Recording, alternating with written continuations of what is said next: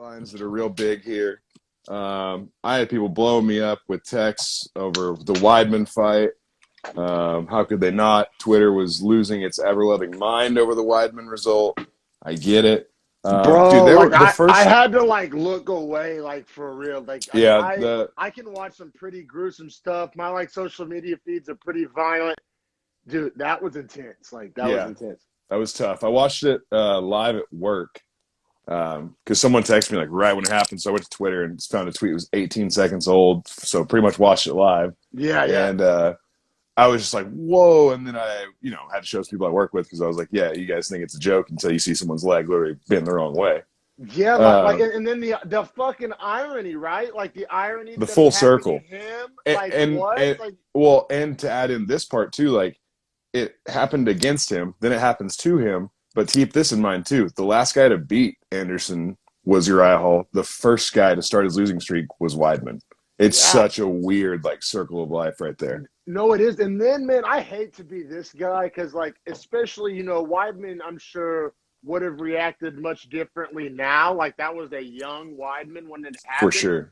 But, like, when Anderson broke his leg, I didn't remember this off top, but obviously they've been showing both, like, both videos since it happened. Like, that type of stuff's going to happen.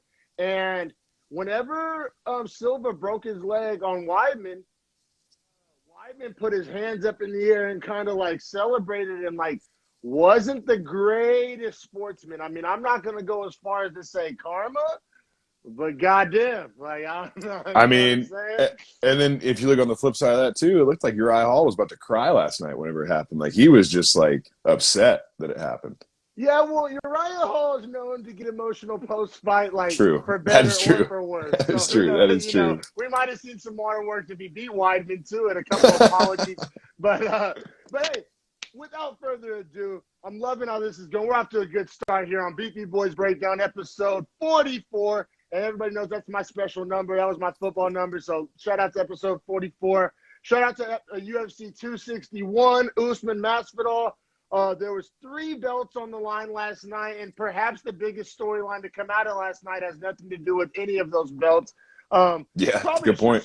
So many competing storylines, right? Like it'll be interesting to see what emerges as like the storyline, because the day after, the morning after, all this stuff is fresh on our minds. But I feel like over the coming weeks and months, like, time will kind of whittle away, and this card will be remembered for one thing. And it'll be interesting to see what that one thing is. Only time will tell. But yeah, like just so many fantastic things to talk about, so many fantastic fights. But before we get into that, I got this here ladle for eating my spoons full of shit. I was pretty rough on this card when it was announced, and I've been kind of talking shit on it for like weeks, like saying I wasn't stoked on this card, saying Usman Masvidal had snooze potential. Yeah, I mean, I don't disagree with anything you're saying. And then to even add to it, like the UFC brought like 5 people from the Chinese Performance Institute last night that no one knows who they are. So like, sell me a fight, UFC. Tell me a story about them. Like that Rongju guy, they could have built him all week long. Yeah, for sure, man. And just, the whole storyline of all the Chinese fighters coming over and the Chinese infusion of talent. And, they could have definitely made us more aware. That's a great point. I'm glad you said that, because at first I was a little down on myself. Like, I like to think, since we've been doing this podcast, my UFC knowledge has grown, exponentially. And, right. there's not a ton of fighters that I just have, like, no clue, like, even remotely who they are at this point. Yeah, like no name recognition at all. Yeah, like usually I'd be like, oh, that seems kind of familiar, like worst case scenario. And but I was pretty down on myself, like, God damn, like I don't know who any of these people are. And then like I said, and then it comes to show there was like I think 5 debuts last night, so I had to kind of cut myself a little bit of slack. But man, great point. Like I said, I mean, I know I'm the one that did it, but you really can't like. It's on the UFC, bro.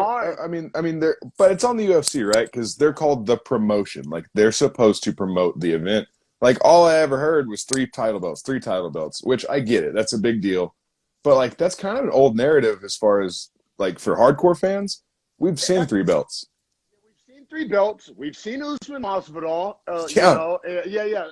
I feel you. They were very lazy on the promotion of this, as far as just like running with the obvious, just kind of resting on their laurels. Like, like they kind of let the promotion for Usman Masvidal 1 like be the promotion for Usman Masvidal 2, and then I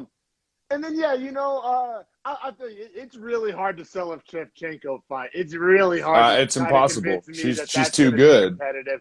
And then, but they could have done a better job of marketing the Whaley Thug Rose fight. I Dude, the thought they were storylines trying coming not into to that. step on any toes because of some of the narrative surrounding that. You know what I'm saying? Yeah, Like, you mean the communism comments that Rose was making? yeah, and they're trying to expand the Chinese market, That's not the get whole rid of card it. seemed like it was meant to expand the Chinese market, to be quite Exactly. honest. So how much time and money and energy did they and airtime did they want to give Thug Rose, shitty on communist China? Who doesn't like to shit on communist China? But from a dollars and cents point of view, I kind of see.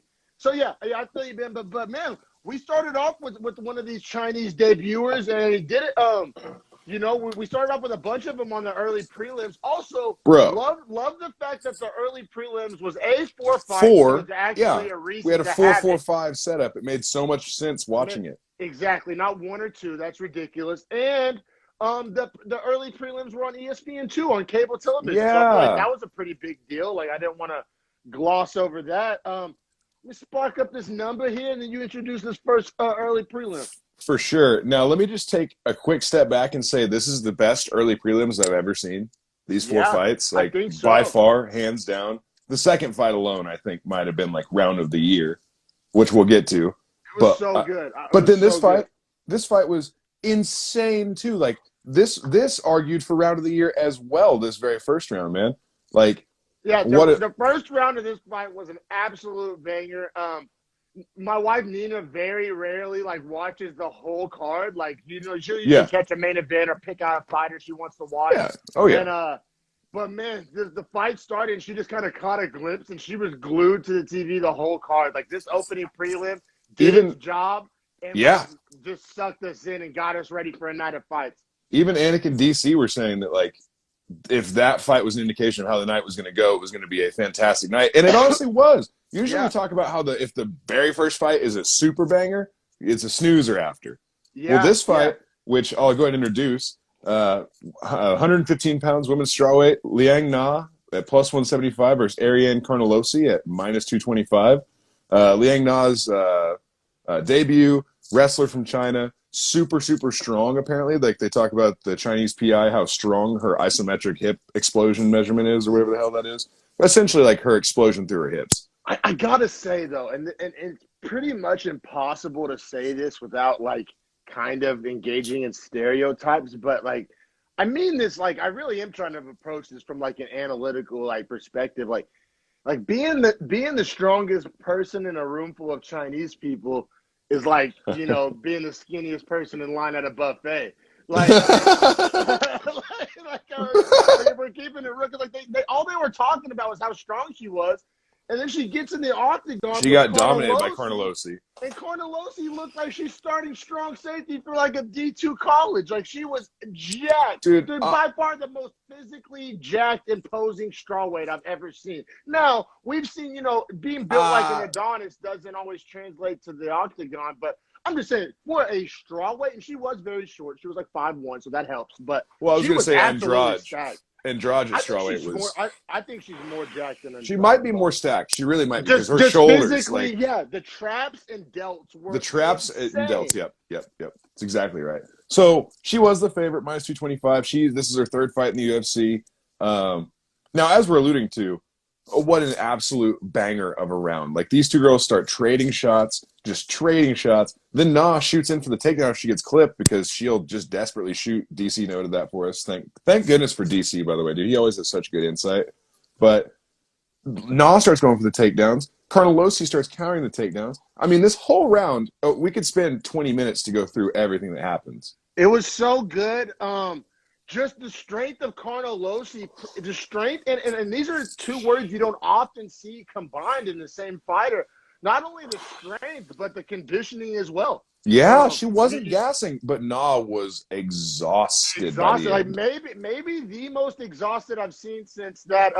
We bring it up every fucking podcast, and I can never Yeah. remember his name. The big Brazilian jiu-jitsu guy, Uh, who I don't. Rodolfo Vieira. Vieira. Yeah, he Yeah, lost yeah. to The Anthony Hernandez. most gassed fighter I've seen in the cage since Rodolfo Vieira, and 100%. to see that at a strawweight is That's pretty what rare. shocks me. Yeah, in round one too. It wasn't after round two or going into a championship round either. It was after the first round. Now, I don't want to sell that short because it was an insanely paced round one. But that's part of the fun of strawweights, right? You get the high pace as it's a trade-off. You don't get the big Ngannou power, but you get the high pace and the activity and the cardio. And that's typically the trade-off with the smaller fighters. But so I saw something that I don't know if I've ever saw. After round one, which I did score 10-9 Carnelossi, largely due to the ground and pound At the and very end, yeah. yeah, and Me too. but Nas corner literally had to carry her off the mat, like lift her and like Yes. drag her like a wounded soldier. That was Song Yadong. Those were UFC fighters they called in because the corners from China couldn't come over due to some travel restrictions. Oh, wow. So a lot of those Chinese fighters didn't have a corner. Like Rong Zhu, they said he kept looking at his corner. He couldn't understand him. There was a translator was over in his corner, and DC's cousin was coaching him, and the translator was yelling for his cousin. That's pretty rough. That's a pretty like actual disadvantage. I'm glad you brought that up. I wasn't aware. So 10-9 Carnelossi after and like honestly, you're not supposed to score rounds this way, but like even if you had it 10-9 if you see her like literally unable to get up after the round, I mean it's gotta kinda like change your opinion, right? Like to be quite honest, I think it's a 10 count at the end of the round, a silent 10, and if you don't get up, the ref will walk over and be like, you get up right now or it's over. I thought I was in the corner knew that was in jeopardy of happening. Like there was a real sense of urgency. He's a fighter. He's aware. Yeah, there was a real sense of urgency to get her up off the mat. Like I said, he essentially lifted her up. She was unable to stand. And I know we spent a lot of time talking about it, but you don't see that every day. And you really don't see it every day at women's strawweight. So it just was really, really interesting. And then, I mean, honestly, whenever you saw not unable to get up after you one, knew. You knew what was coming in two. The whole building did. And that's what we got. And round two, we got the TKO from the ground and pound. Some people were trying to say it was an early stoppage. After seeing what I saw in the context surrounding it, it's one of those ones where if you just watch a YouTube highlight of the actual stoppage, I could see the opinion of it being an early stoppage. Oh, dude, you watched that whole fight. Yeah, if you watch the whole fight, especially if you watch the in-between rounds, I mean, if you had even the inkling bit, the smallest bit of context, I think it's fair to say you were cool with that stoppage. Stopped at 128 of round two due to the ground and pound. Carnelossi's so strong. So the Chinese fighters not having their corner. The conditioning issues of maybe it was a rough weight cut. I don't really know. Like they said, I don't know. It was an insane pace, but it's hard to really blame it on the pace whenever a muscle-bound fighter like Carnelossi was fine. So I think maybe it was a weight cut, or I don't know. The corner issue could have fed into it. The travel, who knows what it could have been. Carnelossi is the 2-1 favorite, to be fair, well here. True, yeah. Good point. But I don't know, they were hyping up Like, this was one of those fights where if you didn't see the money line and you only listened to the broadcast, you probably would have thought was favored just because they were kind of. Did it not feel like a Chinese hype night, though? Like every Chinese fighter, they were hyped. It did. It reminded me of, I don't know how, if you watch the more newer seasons of South Park, but whenever Randy was like trying to go sell Tegrity weed in China, like, yes, that's exactly what this was. Exactly. For sure. Yeah. I mean, it's happening. It's a major thing in America right now. I mean, LeBron James has faced heavy scrutiny for like not wanting to piss off China. We all know the kind of fuckery that goes on in China, and I don't think any of us are really cool with it. Now, where I do think we have to be careful, and it's kind of a line I think that Doug Rose crossed, like holding the Chinese people accountable for the actions of their government. Right, because the CCP is wholly different than the people that they represent. I know I don't want, like whenever Trump was in office, or hell, even Biden for that matter, like I don't want people like directly associating their character with my character. Like that, like what or they do has nothing to do with me. Like their foreign policy. That's not our foreign policy. yeah, like neither of us dropped a single bomb on a Syrian child. You know what I'm Nor saying? would we. I don't Nor think either would of we. us would do that. But you know, when people hold all Americans accountable for the actions of our government, like we can't be hypocrites and do that to the Chinese or to the Russians or for any of those, you know, the Iranians, like any of like. And even more so, we have the freedom to openly say, "I don't support that." Yeah, they don't. cannot. They don't even have that option. They have to tote the company line. Yeah. So, like I said, I think that we have to be real careful when we say like, "Fuck the Chinese Communist Party," not like "fuck the Chinese people." And I think that's Rose she did reiterate that though, to her credit. She did, and credit to her for that. But I think a bigger picture here, kind of getting off, kind of zooming out a bit from the fights. Like I think that was a big error that Trump made.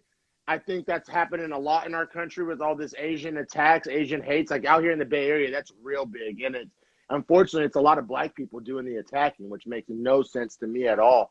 That doesn't add up. Like literally, there's just like teenage black kids out here like beating up Asian senior citizens in the Bay Area and in New York and in other places with heavily Asian populations. So just wanted to take a second of the podcast to kind of touch on that. Like we gotta just not confuse the two here. But yeah, Carnelossi covers as the -225 favorite, beats Liang Na in her debut.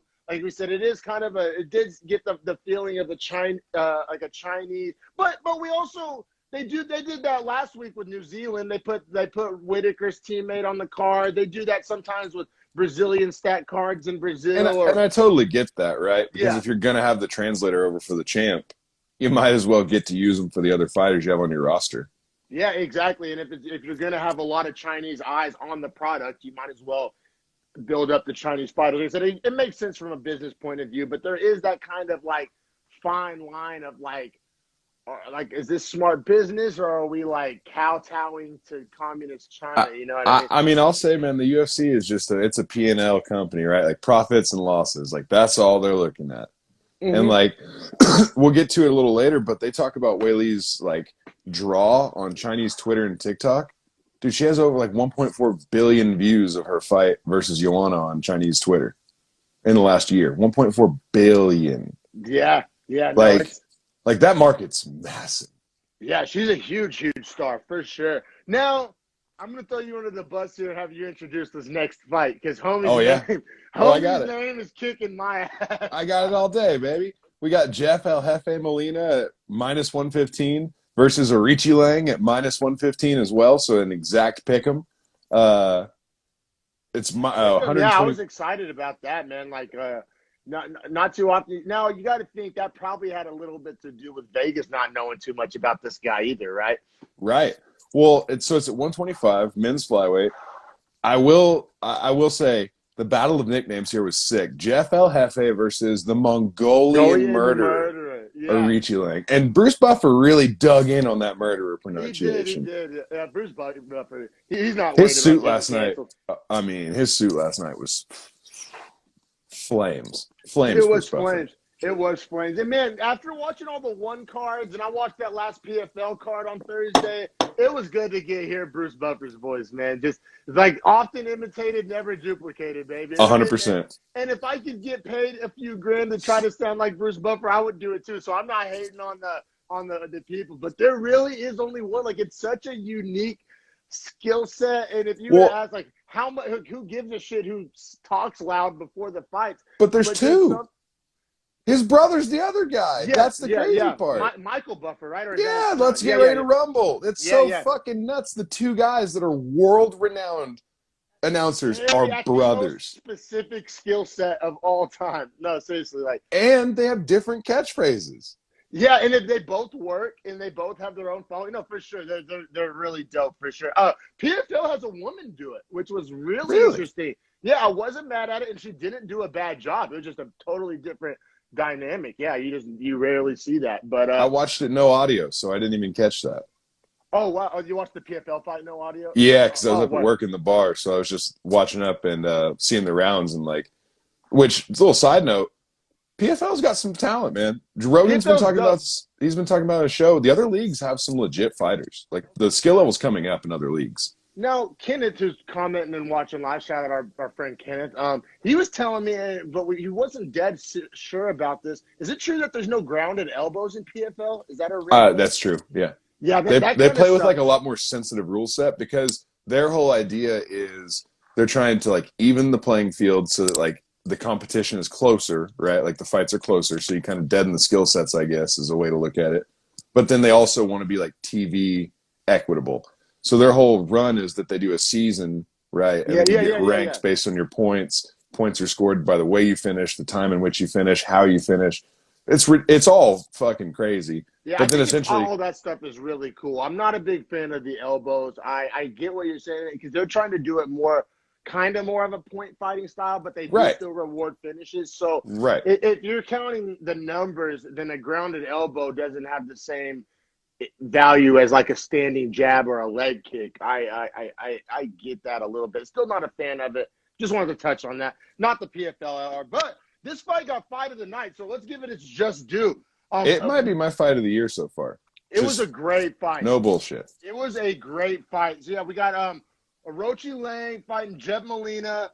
Said Vegas had it as a coin toss pick them at -115. Round one, Orochi Lang comes out with these big takedown slam, and they were just trading. There were some hectic exchanges in which both men were landing.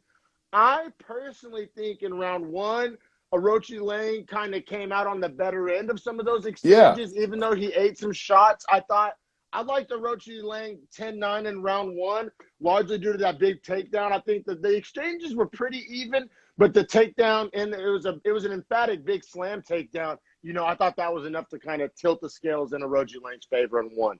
Yeah, I agree. So I thought Molina didn't really have Orochi Lang's timing in the first round, whereas Orochi Lang, he's fast, he throws hard, and he throws like with no caution. Long. He's very long for a flyweight. And he just becomes straightforward too, which is not like common essentially for fighters. And if Molina is a super aggressive forward fighter, then that's going to put him on a back foot, which is going to be different for him. Great point. I'm glad you brought that up. Yeah, Molina, you can tell he's the fighter that likes to come forward, and he had him on his back foot in round one. And that was essentially the story of round one. But Molina, especially for a guy Molina's tough, though. With his reach disadvantage, his ability to move backwards and be on his bicycle and still land while being the shorter fighter was really impressive. Not a lot of fighters can get that. Well, and I think DC, once again, shout out DC, touched on it a little bit too. Orochi Lang doesn't really move his head off the center line when he's throwing. So it's like if you're backing up and a guy's head is stationary and you're dodging the shot, they're coming into you, so they're kind of giving you your range already if you just catch them on the end of their strike. Yeah, Orochi Lang's striking defense left a lot to be desired. I mean, absolutely. He has time to work on it and stuff, but yeah, his head was very stationary. But his striking offense was great. And his chin was great. Unbelievable. We will get to that. Yeah, we will. Because in the second round, it kind of starts to turn to Molina's favor, in my opinion. Like, as the round progressed, Molina started to get stronger and stronger and stronger. But at the very start, he was still eating huge shots. Yeah, so I'll be real. I thought up until like 5 minutes left in the round, I had it scored for Orochi Lang. 5 seconds, you mean? Yeah. Literally, I wrote that Molina stole the round with 2 seconds left. Yeah, Molina's like up until I said, you know what? I won't say I was leaning Orochi Lang. I'll say it was a pretty coin. It was a banger. It was a heater. They were trading leather. That was going to be a coin flip round. They were trading huge shots, like huge shots. Like I would implore anyone listening to please go watch this fight. It's free. Huge shots. Both had chins too. Both guys were eating shots, returning fire. It was gorgeous round two. But yeah, with 5 or 2 seconds, like literally at the very end of the round, Molina lands, I believe it was a right that drops Orochi Lang. And I think it was the first knockdown of the fight. And I mean, it's really hard not to score that round for Molina because like I said, it was a coin flip. It was a coin flip back and forth. And then just pretty much, it's like one of those football games with the team that has the ball last wins the game. And, seriously, that's exactly how it felt. Molina landed that big right at the end of 2, and I thought it was enough to steal the round. But it was the definition of a stolen round, like for sure. Right. Now, so we both have the 19-19 going into 3. Yes, but before we get to the third, I want to ask you, based on one scoring, if the fight stopped right here, who would you have winning just at the 2 rounds? Molina? Yeah. Okay. I'm with you just because that drop at the end is so significant to the way the fight is taking place, right? Because they've been trading all night, and finally someone got dropped. So, like, that's a huge moment. Yeah, very. I 100% agree with you. So then going into 3, it's pretty much up to Aoriqileng to, like, steal the momentum back, and the dude's, like, on a hell-bent warpath of just walking straight forward like the Terminator, trying to take Molina's face off of his body. Yeah, he's eating so many shots in the process. So many. And what happened was, like I said, you got to respect Aoriqileng's heart and hustle and spirit and just desire and competitiveness, all those intangibles. But his inability to move his head and his inability to really have any boxing defense whatsoever allowed Molina to get in the flow state. It's like when you allow Steph Curry to hit a free throw early in the game. And Molina did hit flow in the 3rd because he landed over 75 significant strikes that round. That's what I'm saying, bro. It's like whenever – because up until that point, Molina was unable to really land clean without eating something in return or had to get in and get out. He wasn't able to string together long combinations. But in round 3, Aoriqileng was so determined to walk forward and was just so mentally tough. Like I said, it was like allowing Steph Curry to hit an early layup and just see the ball go through the basket, and it just allowed Molina to start heating up. And Molina fully achieved flow state in round 3. It was gorgeous. He was in a flow state. He was touching him up.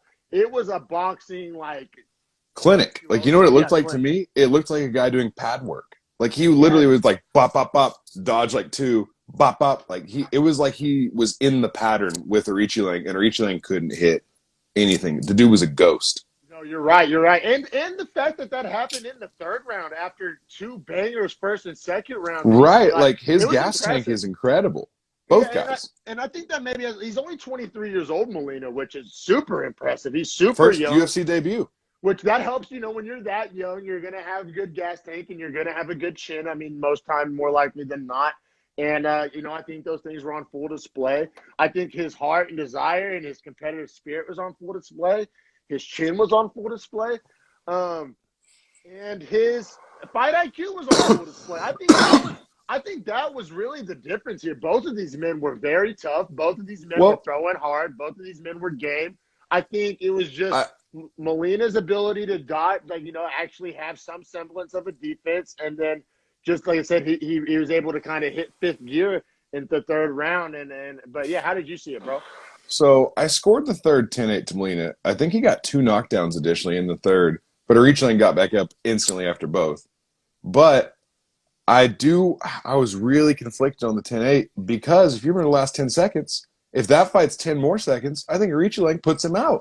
Molina couldn't even barely walk to his corner at the end of the 3rd because he got rocked being too brazen to finish. Yeah, he almost – what happened to Aoriqileng in round 2 almost happened to Molina in round 3. There was 10 seconds left, and Aoriqileng landed a stiff right and rocked him. Like, it didn't drop him. I think that's very important. It's super important.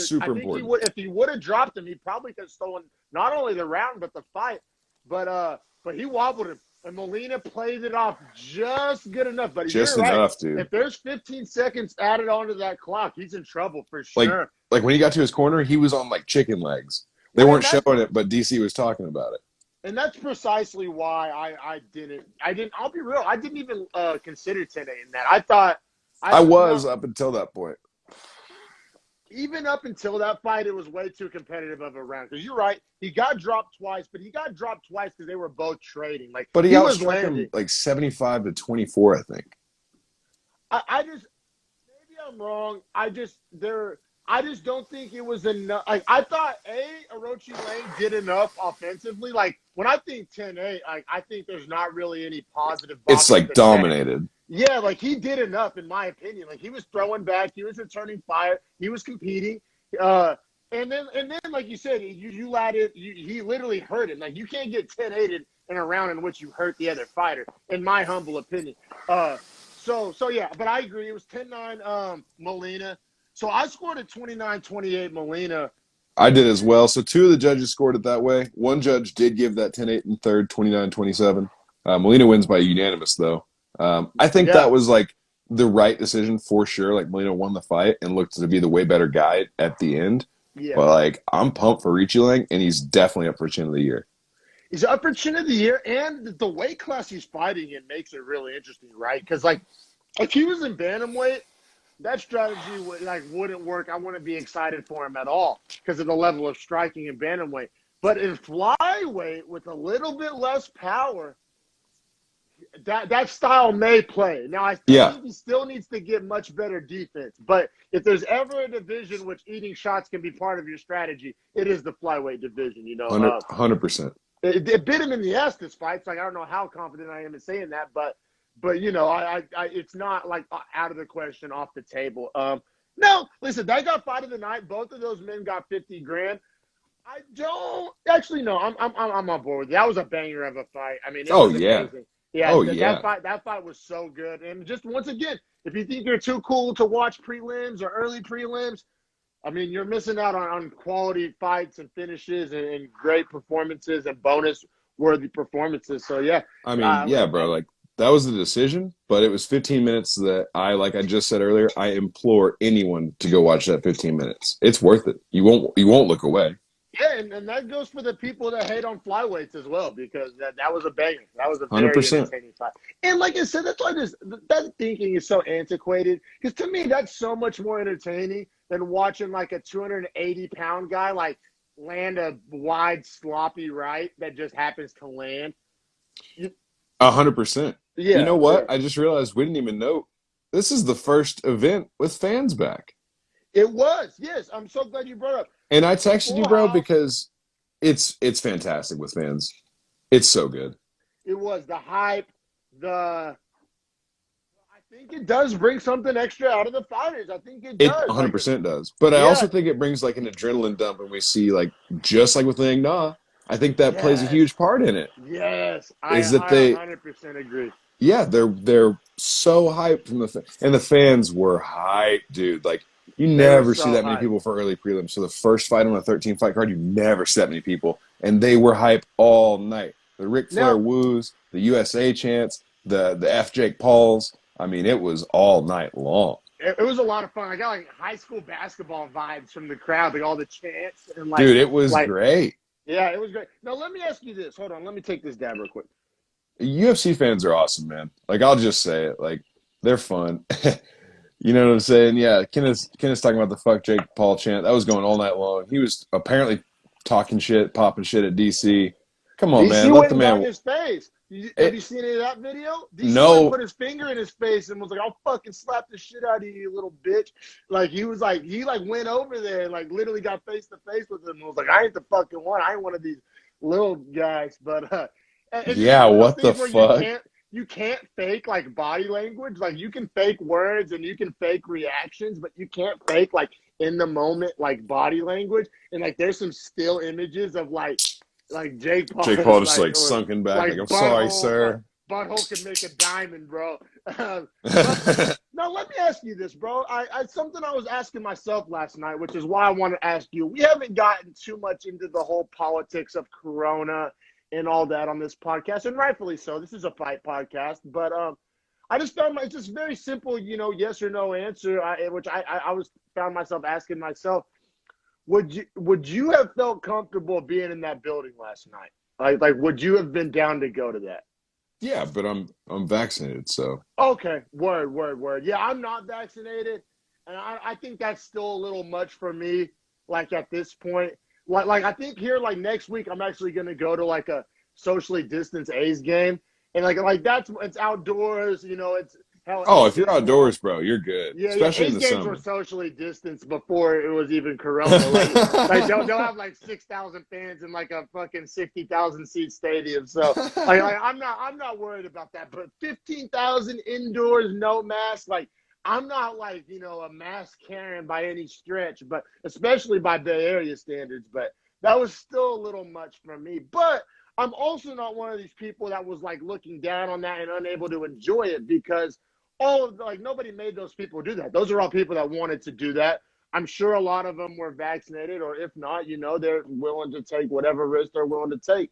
Or if they're Floridians, good chance of herd immunity throughout Florida because of the measures they took and approach they went through like throughout the entirety of the last year. You know what I mean? Like they pretty much exposed all their people.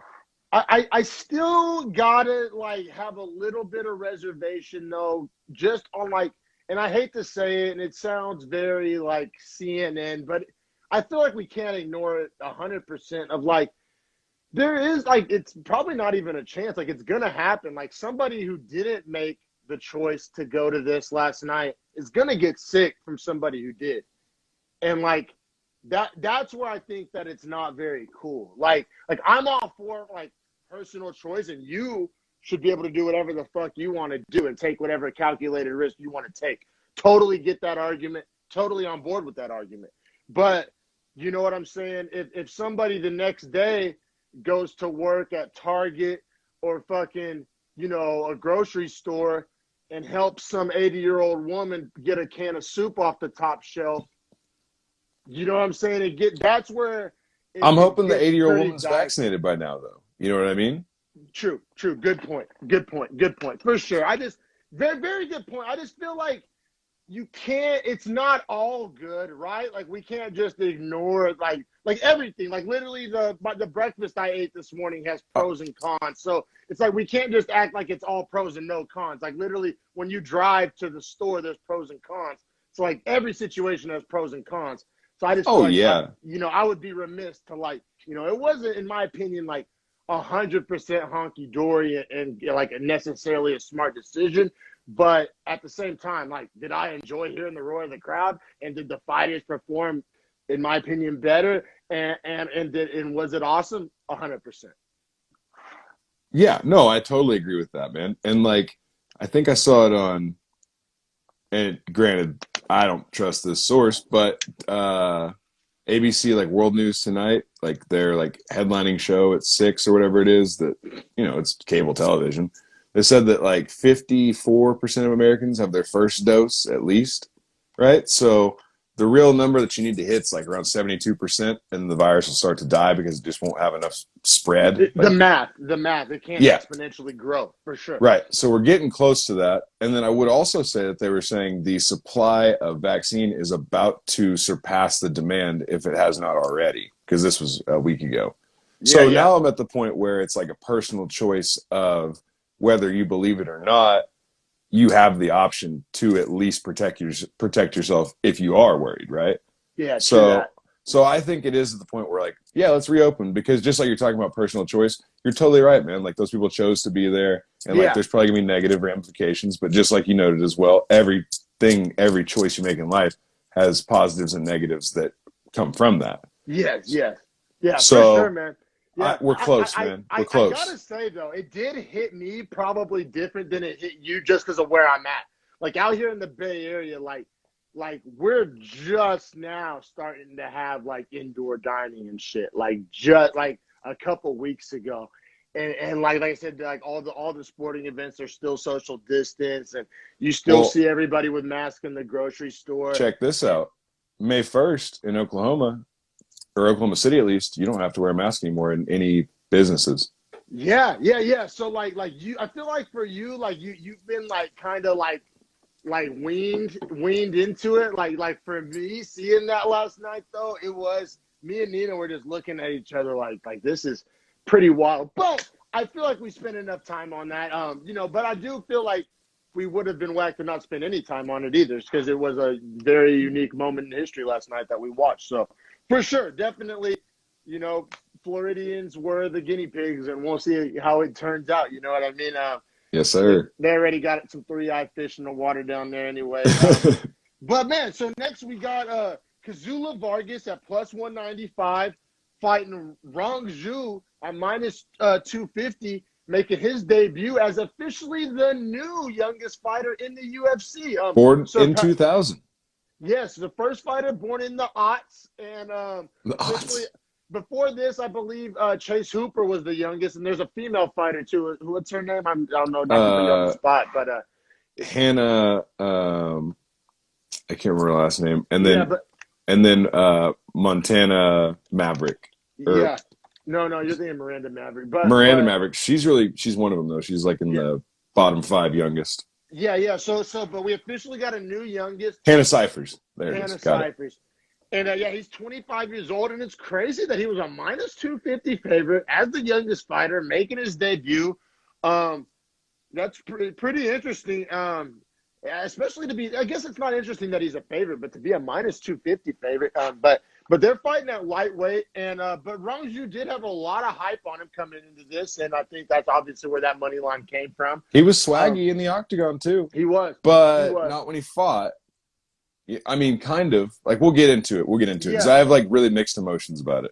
Yeah, we will, and we'll see how you saw it. I thought Vargas came out and he was fighting to me because Vargas. Let's keep in mind, Vargas was 35 years old, so this was the classic like veteran versus prospect. Yes, and I think that's exactly what we saw play out. Not to oversimplify it, but Vargas.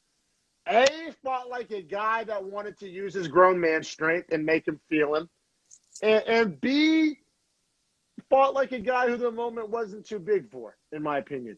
I thought this fight had more to do with, and we can also bring in the obvious factor of the corner situation for Rongju in the lane. Yeah, he literally didn't have a corner. Like, it feels so bad for him. And I think all of those kind of factors kind of factored into this a lot. Like a lot.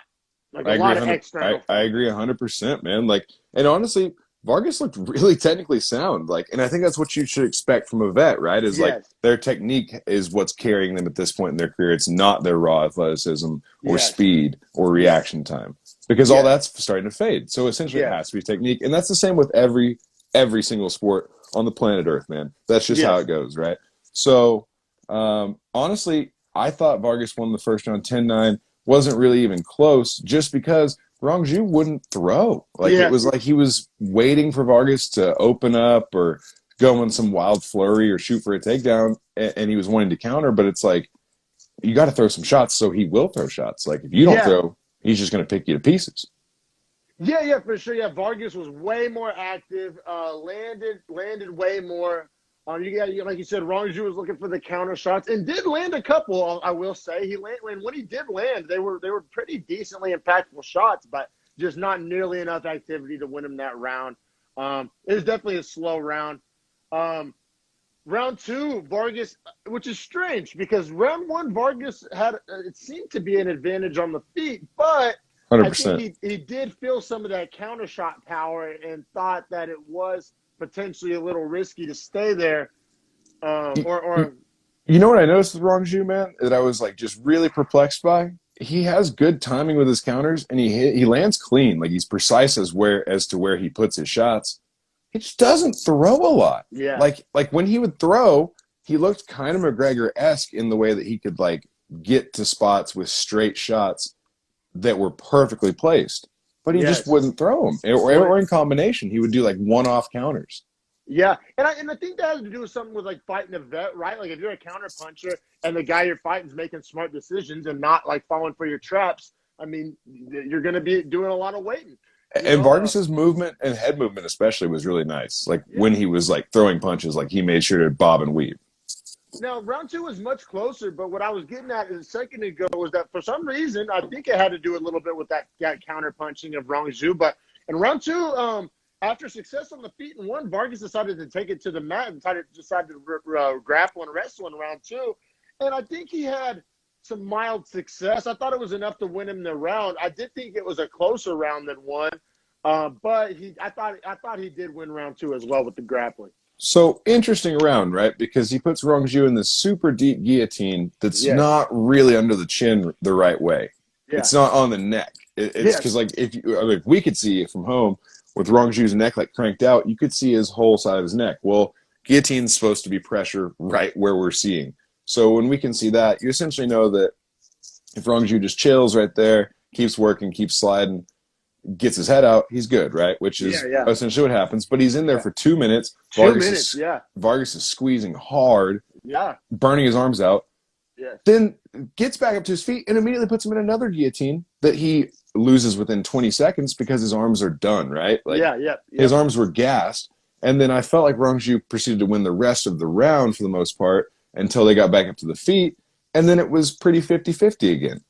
But I thought that I thought that Vargas won the round just because he was in a more threatening and controlling position throughout the round, I guess. Yeah. It's close though, super close. And once again, Rong Zhu is giving us no reason to give the round to him. Right. It's not like Vargas was, like you said, he had a couple guillotine attempts, and one of them was kind of deep, but it wasn't in good under the chin. And it's not like Vargas gave us a ton to love in that round. But Rong Zhu is just essentially giving us nothing to score, right? Like, in my opinion. Yeah, I mean, it would be the same as if you were down 35-10 and you decided to keep running the ball. It's like, well, that's not going to get you there. Yeah, for sure, man. And then going into round 3, man, I don't know if it was jitters or if he's a slow starter or if it was the lack of corner work, so he had to figure it out for himself, or if it was his debut. There's a lot of things it could have been, but whatever it was in round 3, I thought Rong Zhu looked much better. Like, I thought if in round 3, if Rong Zhu would have fought the whole fight like he fought in round 3, I thought, this fight would have gone differently. And that's probably how Vegas saw it. I 100% agree. I thought Rong Zhu won the third. I mean, he outstruck him on the numbers. And he was landing the whole fight landing harder shots than he landed. Yeah. So you got to consider that he definitely did more damage in the third. And also, I think that Vargas was slowing down in the third because of that second round and the grappling that didn't work and him kind of gassing himself there. Yeah, for sure, 100%. And he had been the more active fighter over the first 2. And we can't discount the psychological factor of he essentially knew he had 2 rounds in the bag. Maybe he didn't know he had round 2 in the bag, but maybe he felt like he did.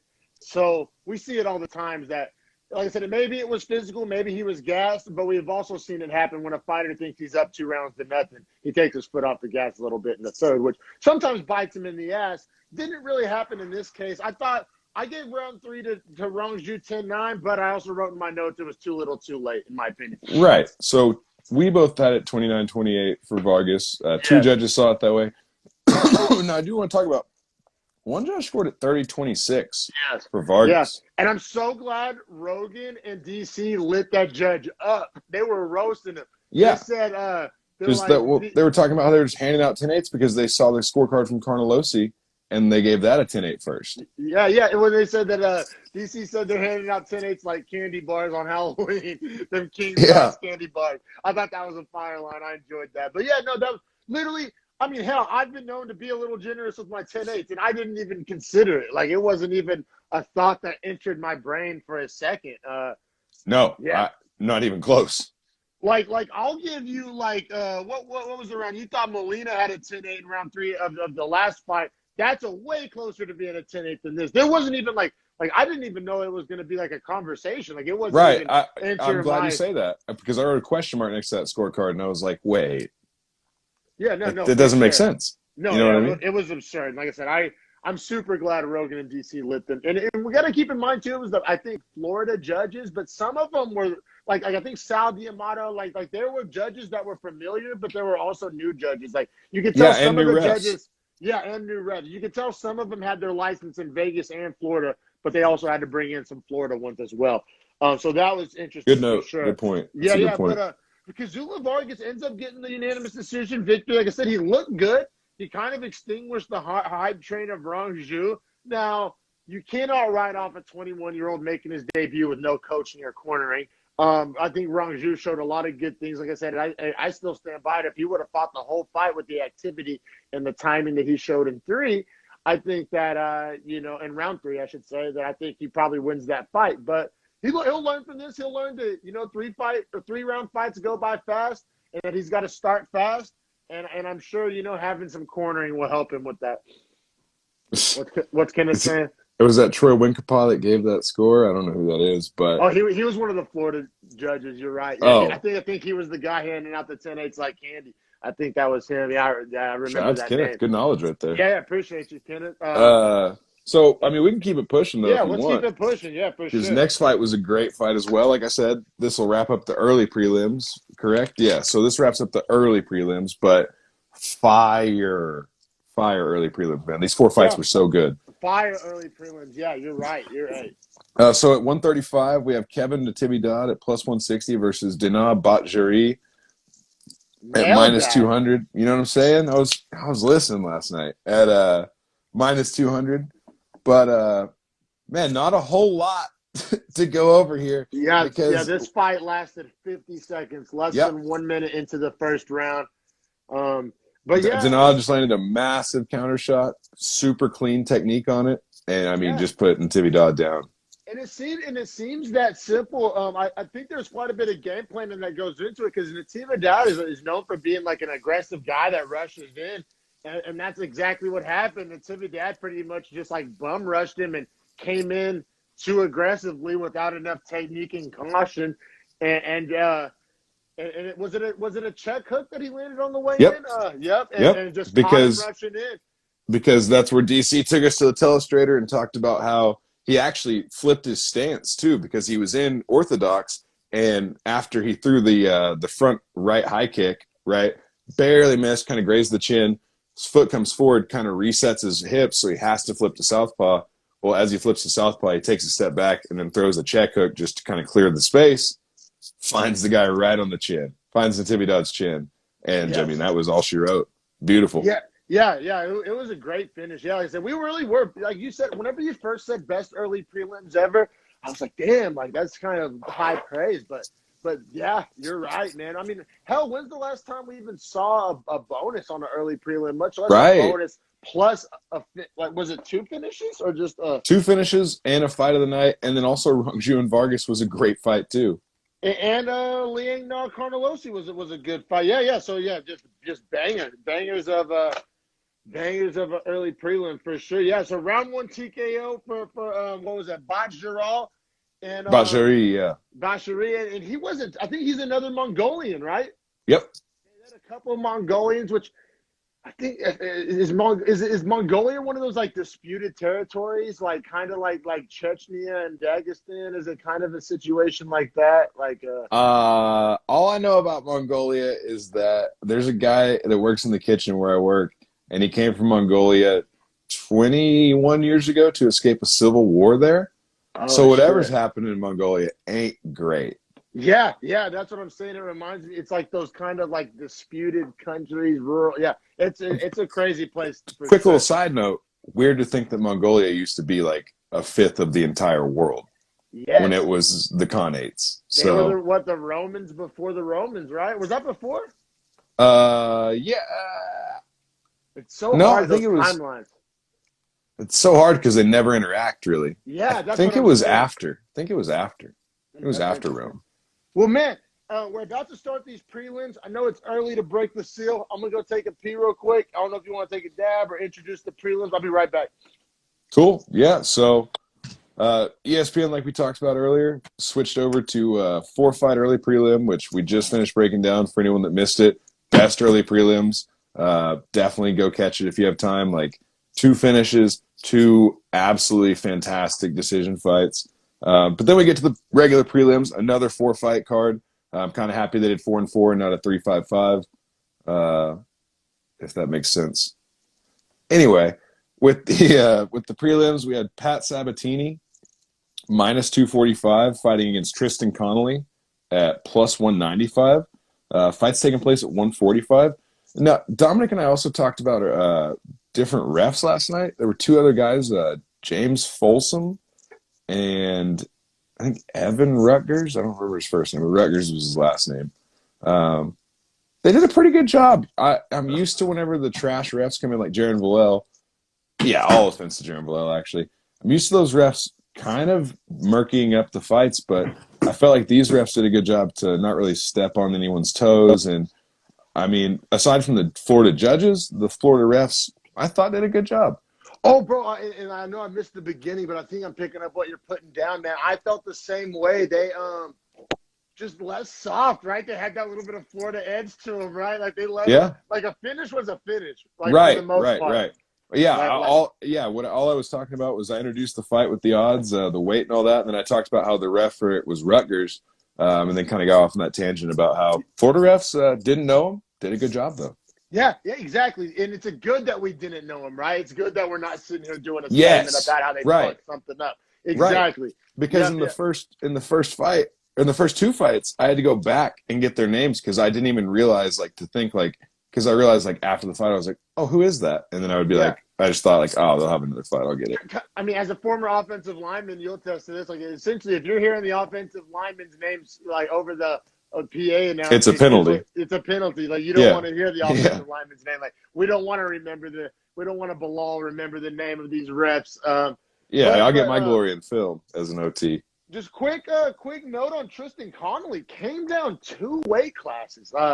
He actually beat Michelle Pajeda, who is the biggest welterweight ever. I don't understand it at all. And now he's fighting at featherweight, and he looked like shit at featherweight. Yeah, it did him no service. Doing. Like, I think he should go to 55. If he wants to cut, go to 55. Because why did he come did you hear about how he did the process by cut?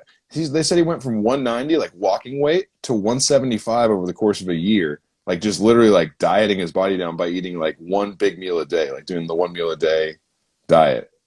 Well, and so literally. Like, that type of weight loss is definitely going to affect strength. Like, there's certain ways you can do it that you keep your strength, but that's not the way. Like, you're going to get weak as fuck doing that. Yeah, I feel like that's like a way to like wither your actual body, like just to like actually like eat away the size of your body, like your mass. You know what I mean? Like that feels like a diet that makes you lose mass. Nutritional like deficit. Like, yeah, right. Which is like how you like less calories obviously is going to cut your mass down to the point where you're smaller. So, and that was his plan. Then he would maintain his water that way. So it was all like fat weight that he lost. Muscle, really, I would say. Yeah. But, I mean, it's unbelievable, man. He just looked like shit. Like, he just looked like not threatening at all. Like, if you would have told me that the guy I watched last night beat Michelle Pajeda in an octagon, I would call you a crazy person. But you clearly are a casual that doesn't know how these type of things work. But it happened. It happened. Hey, real quick before we dive in. Yeah. I'm going to ask Kenneth to do us a favor and look up when the Mongol Empire was versus when the Roman Empire was, just so we can know. You know what I'm saying? Be our Jamie, Kenneth. Do us a favor, bro. Be our Chin. Be our Jamie. I appreciate you. Yeah, I'm super curious. 100%. So, all right, we'll dive in while he jumps on that for us. But Pat Sabatini, like I said, the favorite, fighting Tristan Connolly. Sabatini rocked Connolly early. It looked like it was a dehydration deficit kind of a thing. Like, Connolly just was never there in the first round. Got fully mounted. Sabatini got a body triangle locked in and just essentially dominated the first round. Sabatini looks good, man. I scored at 10-9, but 10-8 I had no problem with in the first. In the first, I would say probably not enough damage for a 10-8. I went 10-9 with confidence. That's exactly my thinking, too. But he had his back for like 3 minutes. So I also like... And a body triangle. I mean, Connolly had nothing for him in round one. And I think once he got him down, Connolly did not give back up, correct? Like, it was the last 3 minutes, not like 3 minutes, and then he got back up. So that does factor in. Which, side note, shout out to Pat Sabatini, first guy from his high school to, I believe, get a college scholarship for wrestling. He's from Pennsylvania, so that's a really big deal. Yeah, and DC was saying like Pennsylvania has a really good wrestling. Hands far and away, like out of the All-Americans this year in NCAA wrestling, I think 54% of them were from Pennsylvania. Wow. It's insane. We're from Oklahoma, which, Oklahoma fancies themselves a wrestling state themselves. So, and DC wrestled in Oklahoma State. So, Oklahoma, Iowa, and Pennsylvania are pretty much going to be your like hotbeds of wrestling. Ohio, I heard good things. Ohio is very sick as well. Yeah, very sick as well. Yeah. But the only it was on display because Sabatini looked like an elite wrestler. Like he looked. That's what I was going to say. Is his wrestling looked elite, and he went to Rider University in New Jersey, which they just had their first person ever make it to an NCAA finals match this last year. So shout out to Rider. Wow, interesting for sure. Yeah. And then in round two was you can almost copy and paste our analysis from round one into round two. I mean, he took his back again for multiple minutes again. Bro, his Brazilian Jiu-Jitsu was amazing. Like his position control. Whenever he got on the back and he was about to get shook off the mount and then went to the banana split, which for wrestlers, that's a wrestling move. You grapevine the leg and then reach to the other leg with your arms and essentially roll backwards if you're about to roll off the top, because you do a somersault and you have both their legs and then you can spin back to the back. I legit didn't know what happened there. I was like, I'm glad you explained that. I was like, damn, I've known, you don't say this one too often. What's Kenneth saying right there about the Mongols and the Romans? Where are we? Okay, Mongol Empire was from 1206 to 1368, and the Roman Empire started in 31 BC. So the Mongols definitely came after. like by like 4,000 years. Jesus Christ. Yeah, but the Roman Empire did last until 1453. Oh, okay. So they overlap at about like a 200-year window. Wow. Damn, Crazy. so it's like the gatekeeper and the challenger. Crazy. Hey, But shout the out to Mongols Kenny. is that young But prospect, that young but the lion. Mongols crashed before the Romans. The Mongols only last till 1368, and the Romans went till 1453. Yeah, I mean, so the Roman Empire with the Glover Teixeira is still here, Just still competing, lingers. competing at a high level. Thanks, Kenneth, for real. Thank you for looking up, brother. I appreciate that. And this has been the history segment of the Beefy Boys breakdown. That's gonna be a sick clip. Yeah, definitely. But man, so yeah, Sabatini's wrestling looked elite. Connolly had no answers. And this was one of those classic examples of like, it's hard to tell if Sabatini looked that great or if Connolly looked that bad or kind of a combination of both. I think a little bit of both. I think that was a crossroads fight. And speaking of combination of both, what you were just talking about with like the blend of the jiu-jitsu and wrestling, you'll always hear wrestling people saying how like ineffective jiu-jitsu is, and you always hear jiu-jitsu people saying how like all wrestlers do is just lay on you, and there's kind of like a rivalry there. But I mean, as far as applying it to MMA, the real answer is both, right? Like if you're good at both, like that, which is what we saw with Sabatini.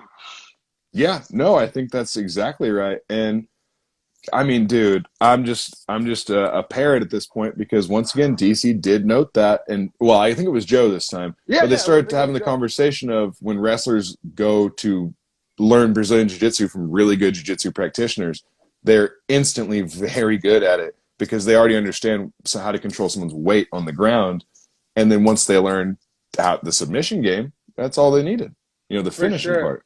Definitely, man. And then I actually gave round 3 to Conley.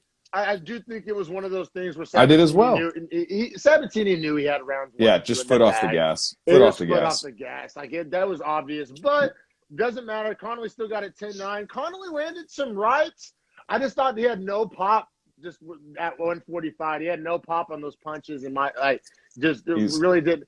And he did get a takedown, but like I said, Sabatini had his foot off the gate. Sabatini was coasting, which I don't like to see that in a guy's debut, because you don't have any laurels to rest on. You shouldn't feel confident or comfortable at all. I don't care how many, like this guy did beat Michel Pereira. I do think you should have, I didn't like that. I didn't like it in a debut. Now, if it was like, not his debut, then I would have probably just given it a pass, wouldn't even have thought twice. But in a debut, that kind of sense of entitlement, or I got it in a bag, you don't like to see that. You like to see that hunger and that killer instinct, in my opinion, from a young lion. The Connolly move just surprises me so much, man. And like for him, if he wants to ever go back to welterweight, for him to build his body back now, that's gonna be another year or two to do it the right way. To put on so much muscle, and then that muscle's gonna use up so much oxygen. Yeah, I don't know why the fuck he did that. I think he needs to go to 55 and stay there and never come back to 45. But so one judge gave that 30-27, which I really don't see how you give Sabatini 3, to be honest. I was closer to scoring round 2 at 10-8 than I was to scoring round 3 at 10-9 for Sabatini. Yeah, you know what I mean? Is that what happened? Like they gave round 3 10-9 to Sabatini, but no. They gave all 3 to Sabatini. For him to get 30, yeah. And the other guy at 27, yeah. Yeah, but sorry, my math sucks at that. But yeah, so and then 2 judges saw it the same way we did, 29-28. But yeah, I don't know how you get that. Has to be the same guy that's giving out the 10-8s. It has to be. Right, which is wild because then he's not the scoring was a little wonky last night, but honestly, at the end of the night, it didn't even matter. I only got one hill to die on. It's coming up in 2 fights, so we'll get to it pretty quick. The next fight did not last long. I wrote roll out the hill in all caps. Me too, bro. All right. So Pat Sabatini wins at -245 in his debut. Like I said, he looks like a really scary prospect at featherweight because, just a featherweight with that type of He's got a good skill set. Yeah, good skill right. set. I would have liked to see a little more killer instinct and a little more nastiness, a little bit more of a mean streak from him. Didn't inflict a ton of damage on a guy like you said, Connolly, who we both agree looked like shit last night. So I don't think I'm gonna start shoveling coal in the hype train on Sabatini. He needs to show me, I think, a more it's hard to say a more dominant performance, but he did take off his foot off the gas. He needs to show me a little more umph, a little more nastiness, a little more dog, in my opinion. Now, he showed me the wrestling. Not going to hear me questioning the wrestling one iota, but just the other, like the intangibles, the like wanting to hurt the other guy, the wanting to finish. The damage. The damage. Yeah. I'm not trying to watch a leg humper for sure. So I appreciate good wrestling as much as the next guy. His wrestling impressed the fuck out of me. But as far as the complete package, or like what does he do with somebody who can really crack, like who can throw some fucking hands? Right. Featherweight's full of those guys. So I'm not quite steaming up the hype train yet, but I think some other people are. I think I'm gonna hold out on the Sabatini hype train for now. I'm gonna get on the caboose. I'm gonna hop on the very end. That way, when I start to see it in badly at the front, jump off. You know what I mean? For sure, man. For sure. But yeah, the next fight, super entertaining fight, and just another finish. Thankfully, spoiler alert. But Carl Robertson plus 130, Brendan Allen minus 165. Vegas saw this one being close. Didn't really turn out that way. Nope, Vegas fucked it up. Which up to this point were the biggest fighters we had seen. It was a bunch of small fighters on last night's card, which I'm fine with. But middleweights, there were no heavyweights, and I think one light heavyweight fight. So these were some of the biggest human beings we saw in the cage last night, which I said I'm cool with. We love middleweights. And yeah, man, this was another. Well, I guess the first last minute finish, but we saw a bunch of kind of.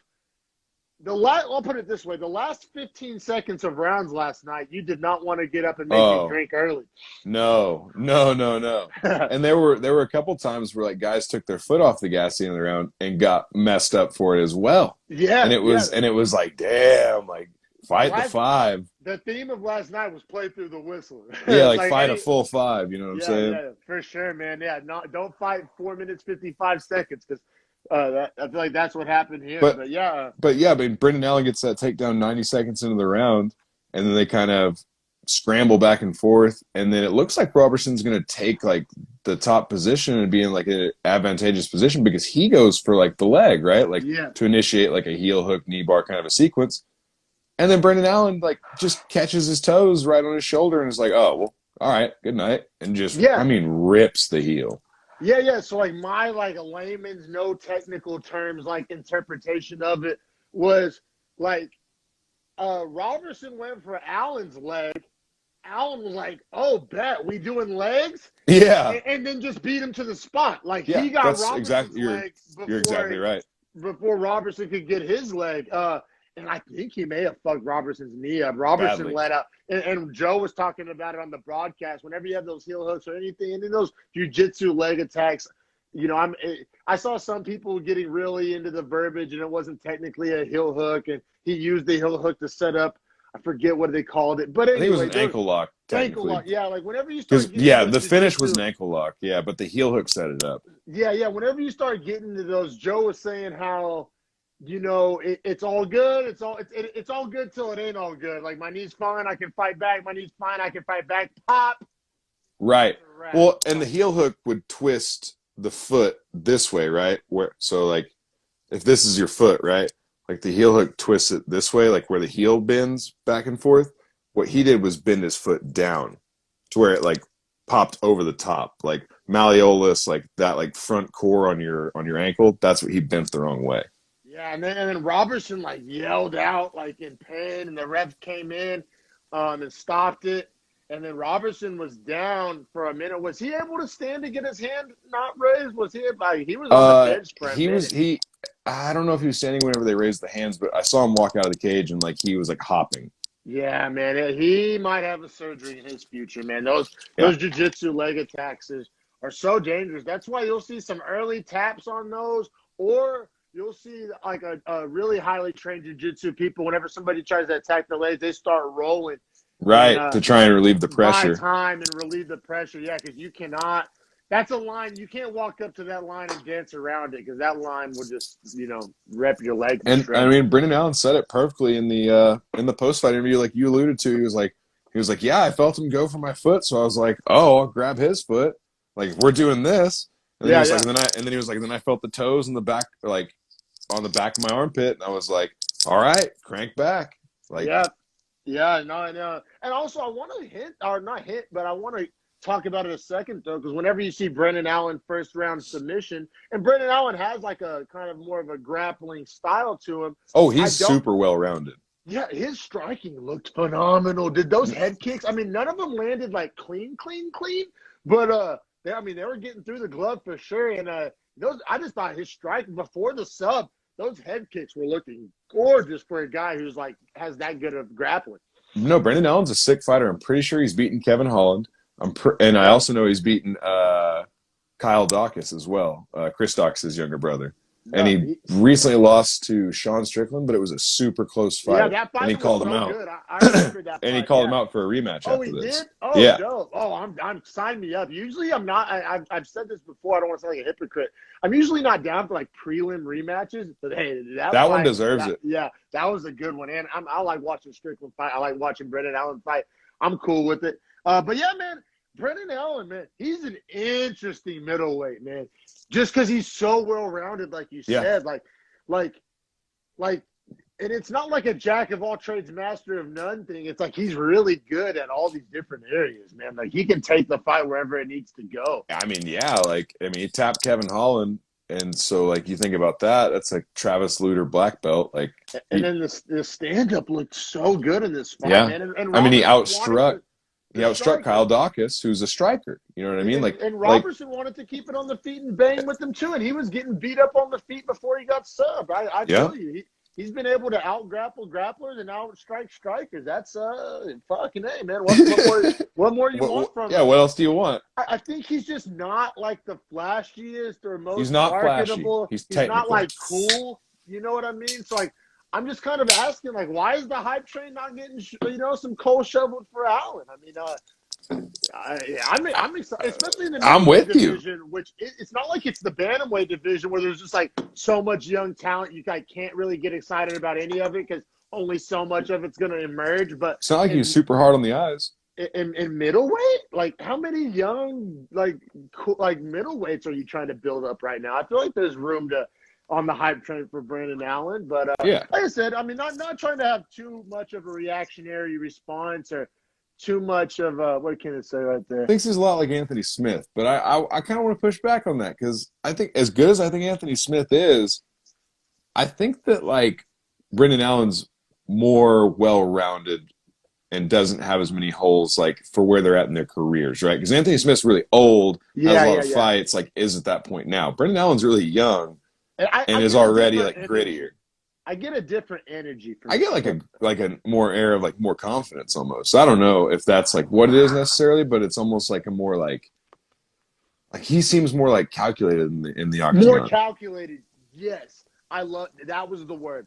That was the word. But hey, I'm not mad at it, Kenneth. That's a and if that's who he ends up becoming, fuck yeah. Yeah, that's a good ass career for sure, man. But we'll keep it pushing here because I want roll out the hill. Card. Roll it out. We're man. I know I still want to get to the main card, but I know we're gonna spend some time talking about this one. But fuck it, we this is the Beefy Boys breakdown. This is what we do. This is how we spend our Sundays, rolling out hills to die on. But yeah, we got Dwight Grant minus 220 fighting Stefan Sekulic plus 170, fighting at welterweight. And was this the fight? Correct me if I'm wrong. Was it Sekulic who hasn't fought since 2018? That's correct. Okay. I wanted to make sure I wasn't mixing that up. Yeah, he's just been dealing, I guess, some injuries, some bad luck, some this, some that. But yeah, he's been out of the octagon since 2018. And I thought it was a slow round. I thought he looked like a guy that hasn't fought since 2018. But shame on Dwight Grant for not taking advantage of that, especially against the guy he's favored minus 220 against, because Sekulic pretty much did nothing the whole round one and still won the round. I gave round one to Sekulic 10-9 because at the end of the round, he got that takedown in the ground and pound, but it was a very slow round. And up until that point, really neither fighter did jack shit. I actually scored it the exact same way. And I even wrote that like Grant seemed content to just try and like land big counter shots. Sekulic seemed like super cautious and respectful of Grant's like counter shot power. Yeah. So it was this kind of like chess match that made it like kind of boring in the first round, It was hard a to snoozer of a score. round. Yeah, it was a whack Like, round. But I but blame then I thought Grant. the takedown in that little control for 30 seconds, 35 seconds was definitely enough to win because like nothing else happened. Exactly. Yeah, and man, and also he did do some damage with at the end of the round. Like it wasn't just like a lay and like he was doing some Yeah. ground and pound. Yeah, there And was a then, little bit. like I said, and I hold it against Grant because if you're fighting a guy who hasn't fought in 3 years and he's starting slow, and you're a guy known for power and he's looking timid, like you know what I'm saying? Get it cracking. Like where's the killer instinct? Now I understand you got to be cautious and smart, but like if I was fighting a guy who hasn't fought in 3 years, like I'm trying to like get him in the I'm fire trying to early. run. I'm trying to Yeah, run. Yeah, like yeah, let's yeah, get it. Like yeah, especially because yeah. Dwight Grant like fights pretty often. Like I felt I like he didn't was. like. I blame Grant for the boring round one more than I blame Sekulic coming off of, because Sekulic, he's fighting a counterpuncher, hasn't fought in 3 years. Like, yeah, you're not going to bum rush. But on the flip side, like I said, I think that's whack on Grant's part. Now, moving forward, round two, I actually did score 10-9 Grant. It was a very close round, very hard round to score. But I value Grant's damage over Sekulic's takedown because on this takedown, Sekulic did no damage. And I thought Grant did land some shots. Like I said, very close round, coin flip round, hard round to score. I do lean Grant 10-9 in round two. How did you see it? Oddly enough, I thought it was a super close round, but I actually went with Sekulic. Yeah, I'm not mad at that. Sekulic definitely had some grapple control time in that round. He had the takedown. Like I said, I see the argument for I Sekulic mean, there. such a close round Yeah, and I'm such a not mad hard at round to that. score because Such neither a guy was like doing a bunch of like active damage. You know what I mean? This was like exactly, and I thought the only active damage was done by Grant. In all fairness, like I said, Yes. it wasn't a lot. That's why I lean that way. Like I said, I'm not mad at you. Totally see your perspective, where you're coming from. No, I guess round three is where it's all gonna, come down to. Because like I said, I haven't won one. You have it 2-0 for Sekulic. But man, round three, this is another fight with the very end of the round. Like I said, this is one where you couldn't get up to pee early. You couldn't try to No. you could not try to start making your drink before the commercial break. Like, you better not only fight the whole 5 minutes, you better watch the whole 5 minutes. Dude, but yeah, because this round, just like the rest of them, was super slow until there were 40 seconds left, and then Sekulic rocked Grant, rocked him, rocked him, and then Grant somehow survived, like hung on for dear life, survived, but that was enough for me to give Sekulic the round. Well, and then don't forget, Sekulic, after he dropped him, jumped on a deep guillotine attempt that, I mean, That's right. 4 seconds left, 3 seconds yeah, left on the clock. Because Dwight Grant said that he literally was counting the seconds. Yes, no, like, definition of saved by the bell. Yeah. By Dwight Grant's own admission, he was saved by the bell. Yeah. In his own words. Right, like if that fight's 15 minutes and 5 seconds, he goes to sleep, and the winner is Stefan Sekulic without a question. Was there ever a fight that needed the one scoring system more than this one? This is the unbelievable prime example. So I scored round 3 10-9 Sekulic. Now I guess we gotta paint the whole picture and say how up until the point that Sekulic dropped Grant, it was a very razor thin round. All of them.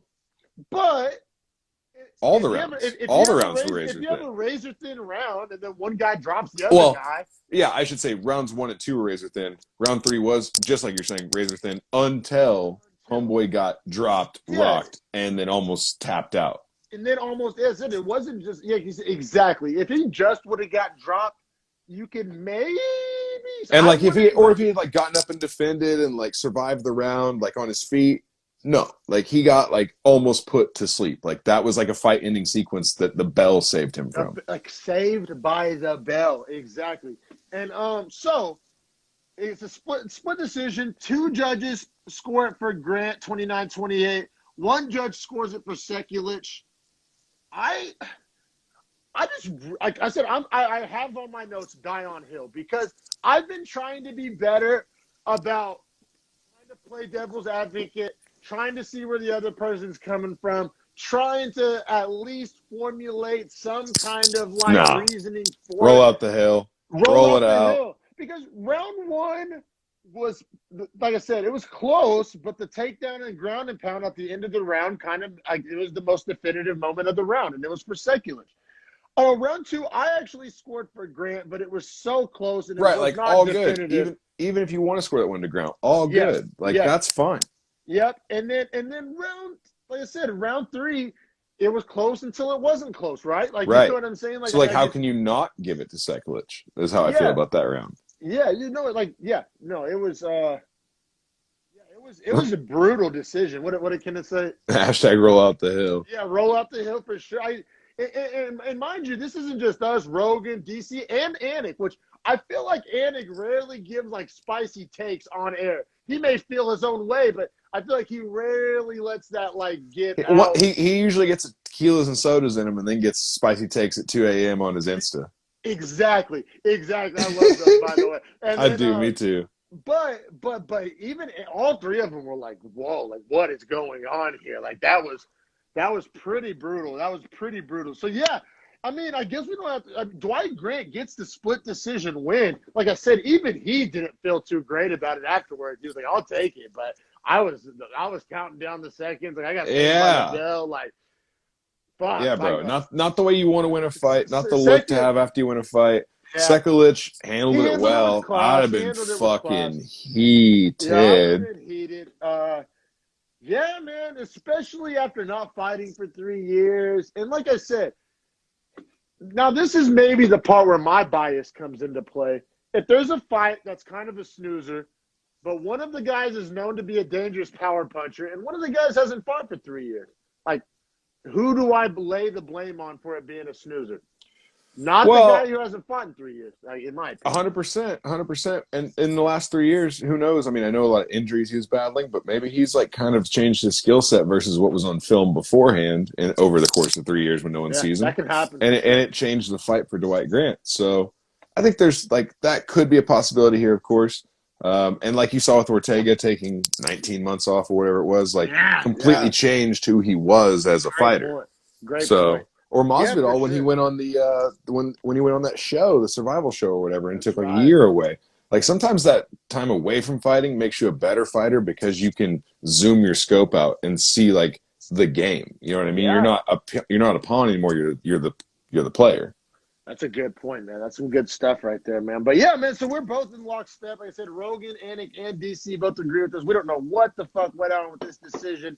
Bullshit. Roll out the hill. Die on the hill. Dwight Grant gets the win on paper, but Sekulic in the heart of the Beefy Boys. Yeah, he gets a beefy win last night. He gets a beefy win. Hopefully Dana sends him a 20,000 duffel bag because that was bullshit. Yeah, that was bullshit, man, for sure, man. But we'll keep it pushing it because I'll be real.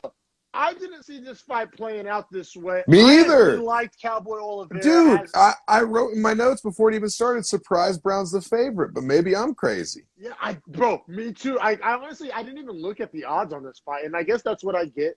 I just assumed Cowboy Oliveira was going to be the favorite. Me too. Of course, right? I went back and looked at Oliveira's like last 10 on his record. I want to say he's like 6-4. Like he does like a win 2, lose 1, win 1, lose 1. Yeah, right. Yeah. When I looked back on his record, he just says, I don't know. He's just, I guess he's the definition of a fan favorite, right? Like, but Kenneth's with us too. Like, yeah, just like you're saying, like fans, like Kenneth's with us. He was like saying he thought he should have been the favorite too. We hold him in high regard. We respect him, but honestly, when you saw him, I'll say this: when I saw them in the octagon together and how goddamn huge Randy Brown looked. Randy's a big boy. I was like, okay, I kind of get it. like I kind of see where they got that money line. Which, you can't always judge a fight based on that. But Randy Brown, he's what, 6'3" welterweight, and he's a thick 6'3". Like he could fight middleweight if he wanted to. You know what I'm saying?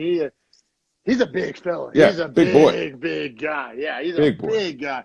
Listen, usually if you see a 6'3" welterweight, they're pretty rail thin, but he has some He's yams solid on him. He has some big old legs. He's huge in there, man. I don't know where he's hiding the weight. You know what I'm saying? Yeah. Like how is that? Because it's not like he's like shredded up. Right. That's what I'm saying. I'm like, how are you Yeah. 170, bro? Like, how are you doing that? Yeah, for sure, man. And thanks to everybody watching live. What up? I appreciate the support. And yeah, man. So Randy Brown fighting Alex Oliveira. Oliveira plus 115 underdog. Brown minus 150 underdog. I said we were both pretty shocked at that money line, but Vegas obviously knows what they're talking about. Also, shout out to whoever did Oliveira's braids. You see the money line braids? Yes. So fire. That was insane. But those were so dope. I think I actually like that better than O'Malley's pot leaf braids. Those were so sick. O'Malley's pot leaf braids were sick, though. Yeah, I will say. Yeah, man. But all right, so enough of all that, man. And so every fight starts off on the feet, obviously. And Randy Brown landed a huge right hand. Honestly, kind of imminent of signs to come. Kind of reminded me of something that happened on the main card. Yeah, I agree. A huge right shot, on the button too. Right on the button, and then he jumps on Oliveira's back, and he starts trying to go for the submission finish. Now, and this is, I guess, why this is why UFC fans love a guy like Oliveira, because even after getting rocked, he still had the presence of mind to get wrist control and try to fight the hand for the choke. Yes, whenever Randy Brown had his back. Now, this is where the length we went on and on about earlier comes into play. Length and strength. When we've seen it happen before, the super long fighters, Kevin Hall, there's super lanky fighters. They're able to get the one-arm submissions much easier. Way easier. And so what I'm getting at is that Oliveira did the right thing and started fighting the one hand, because, 9 out of 10 fighters can't get a one-arm guillotine or a one-arm rear naked choke. They just don't have the physical tools. Well, and Cowboy Oliveira is a black belt in jiu-jitsu. Yes. So he was making as long as I have one of his hands occupied in his brain, he thought he wasn't in any danger. Because when's the last time in the broadcast team said the same thing? When's the last time we saw a one-armed rear naked choke? And spoiler alert, that's what we got. It was badass. And I guess we got to put more respect on Randy Brown's name, because getting the one-armed rear naked choke after dropping him with the power on Cowboy Oliveira, I thought it was a very impressive win. And I wouldn't have mind seeing him get a bonus last night. But I'm also not mad at that other fight getting fight of the night either. But right, and there were definitely some bonuses to be handed out in the main card. Yeah, definitely. Dana Duffels going around, but my lord, that's not a bonus-worthy win, man. What is? Like, tough crowd, tough. It's tough, but we'll get to it, because the performances that finish the night are just. When you think about like the level of competition they are against, yeah, for sure. You can't not bonus those. And if they cap it at like 4, like they say, they get 4 fighters get money. You gotta choose your best. I wouldn't have been super mad though if Molina got 50 grand and Brown got 50 grand, and then. But Molina didn't get a finish. Good point. My thing is, Arichi and Molina might be fight of the year so far. You're right. It really might be. You got to give them each 50 grand. For sure, man. I guess I'll just put it this way. You don't get 50 grand, but you get praise from Dominic Rossetti. That Dana Duffel, bro. That Dana Duffel. I hope he did get a Dana Duffel. I really did. But yeah, just like I said, wanted to give it its just due. One-armed rear naked choke after dropping him with the power against a veteran like Cowboy Oliveira. Just super impressed by Randy Brown. And like I said, 100%. Next time Randy Brown fights, I need to note to self, don't be surprised, because he's just such a specimen, at 6'3". And, he's got power. He's got jiu-jitsu. He's a good fighter. You know what's weird is he kind of reminds me of Leon Edwards. A little bit. And they're both Jamaican. He's a little thicker, though. He's thick. I don't know how the fuck he made 170. I think he's thicker in the legs. Leon's thicker in the body. Yeah, but fuck, I think I'd rather take the thick legs in athletics. You know what I'm saying? I think they're both athletic. Everyone from Jamaica is athletic. Let's be real, bro. For them to have the sprinters they have, for the population density they have, that's unbelievable. The whole world can get fucked. That's a side note. Definitely, man. Definitely, man. And man, this whole main card, like, Oh, Kenneth, that's sad. sad. That's sad. He said What? Edwards is English. He moved there when he was 10 from Jamaica. He was born and raised in Jamaica. His dad was the leader of a gang in Jamaica, moved to Britain to import drugs and weapons into Jamaica, and then got killed when he was 13 after moving the family to England when Leon Edwards was 10. Yeah, yeah. But England has a huge Jamaican population, though, and like I'm Hmm. sure his whole neighborhood he was living in was just. I mean, that's an interesting kind of. I don't know. I'll call him whatever he wants to be called, but he does. Leon Edwards does rep England on his flag. That's kind of a like what do I rep? Oklahoma Well, or well, California? Like I was born he's in talked about California. that. He's talked about it too. Like he reps England because he's like when he was in Jamaica, he lived a different life than all the Jamaican kids. Like because his dad was rich from being in the gang, Yeah. so he would have all this nice stuff. So he lived a whole different life. And then when he moved to England, that was still like he was, like I said, 9 or 10. So he was like, honestly, like my life became like a real life in Yeah. England. So Yeah. Yeah. that's how he reps England. Like I mean, it's just like me. I moved to Norman in sixth grade, and that's what I claim as my hometown. So, Right, right. yeah, And he yeah, even says that like Michael Bisping was his inspiration to like try and be an English champion, but he doesn't count Michael Bisping as a full English champion because Michael Bisping did it training in America. So he Oh, wants to train out of England, rep England, and be an English champion. So respect to him interesting. for that. All right, man. Weak Bladder McGee is on full display. I'll be right back. We'll get after this main card. Cool. I'm gonna grab some claws as well. We'll just take a little break real fast. Yep, sounds good, Cool. bro. Managed to pee before Harrison managed to get a claw, man. What kind of shit is that? I thought you were supposed to be fleet of foot, Harrison. I thought you was an athlete, son. I'm just talking shit because he can't hear me. Don't tell him, y'all.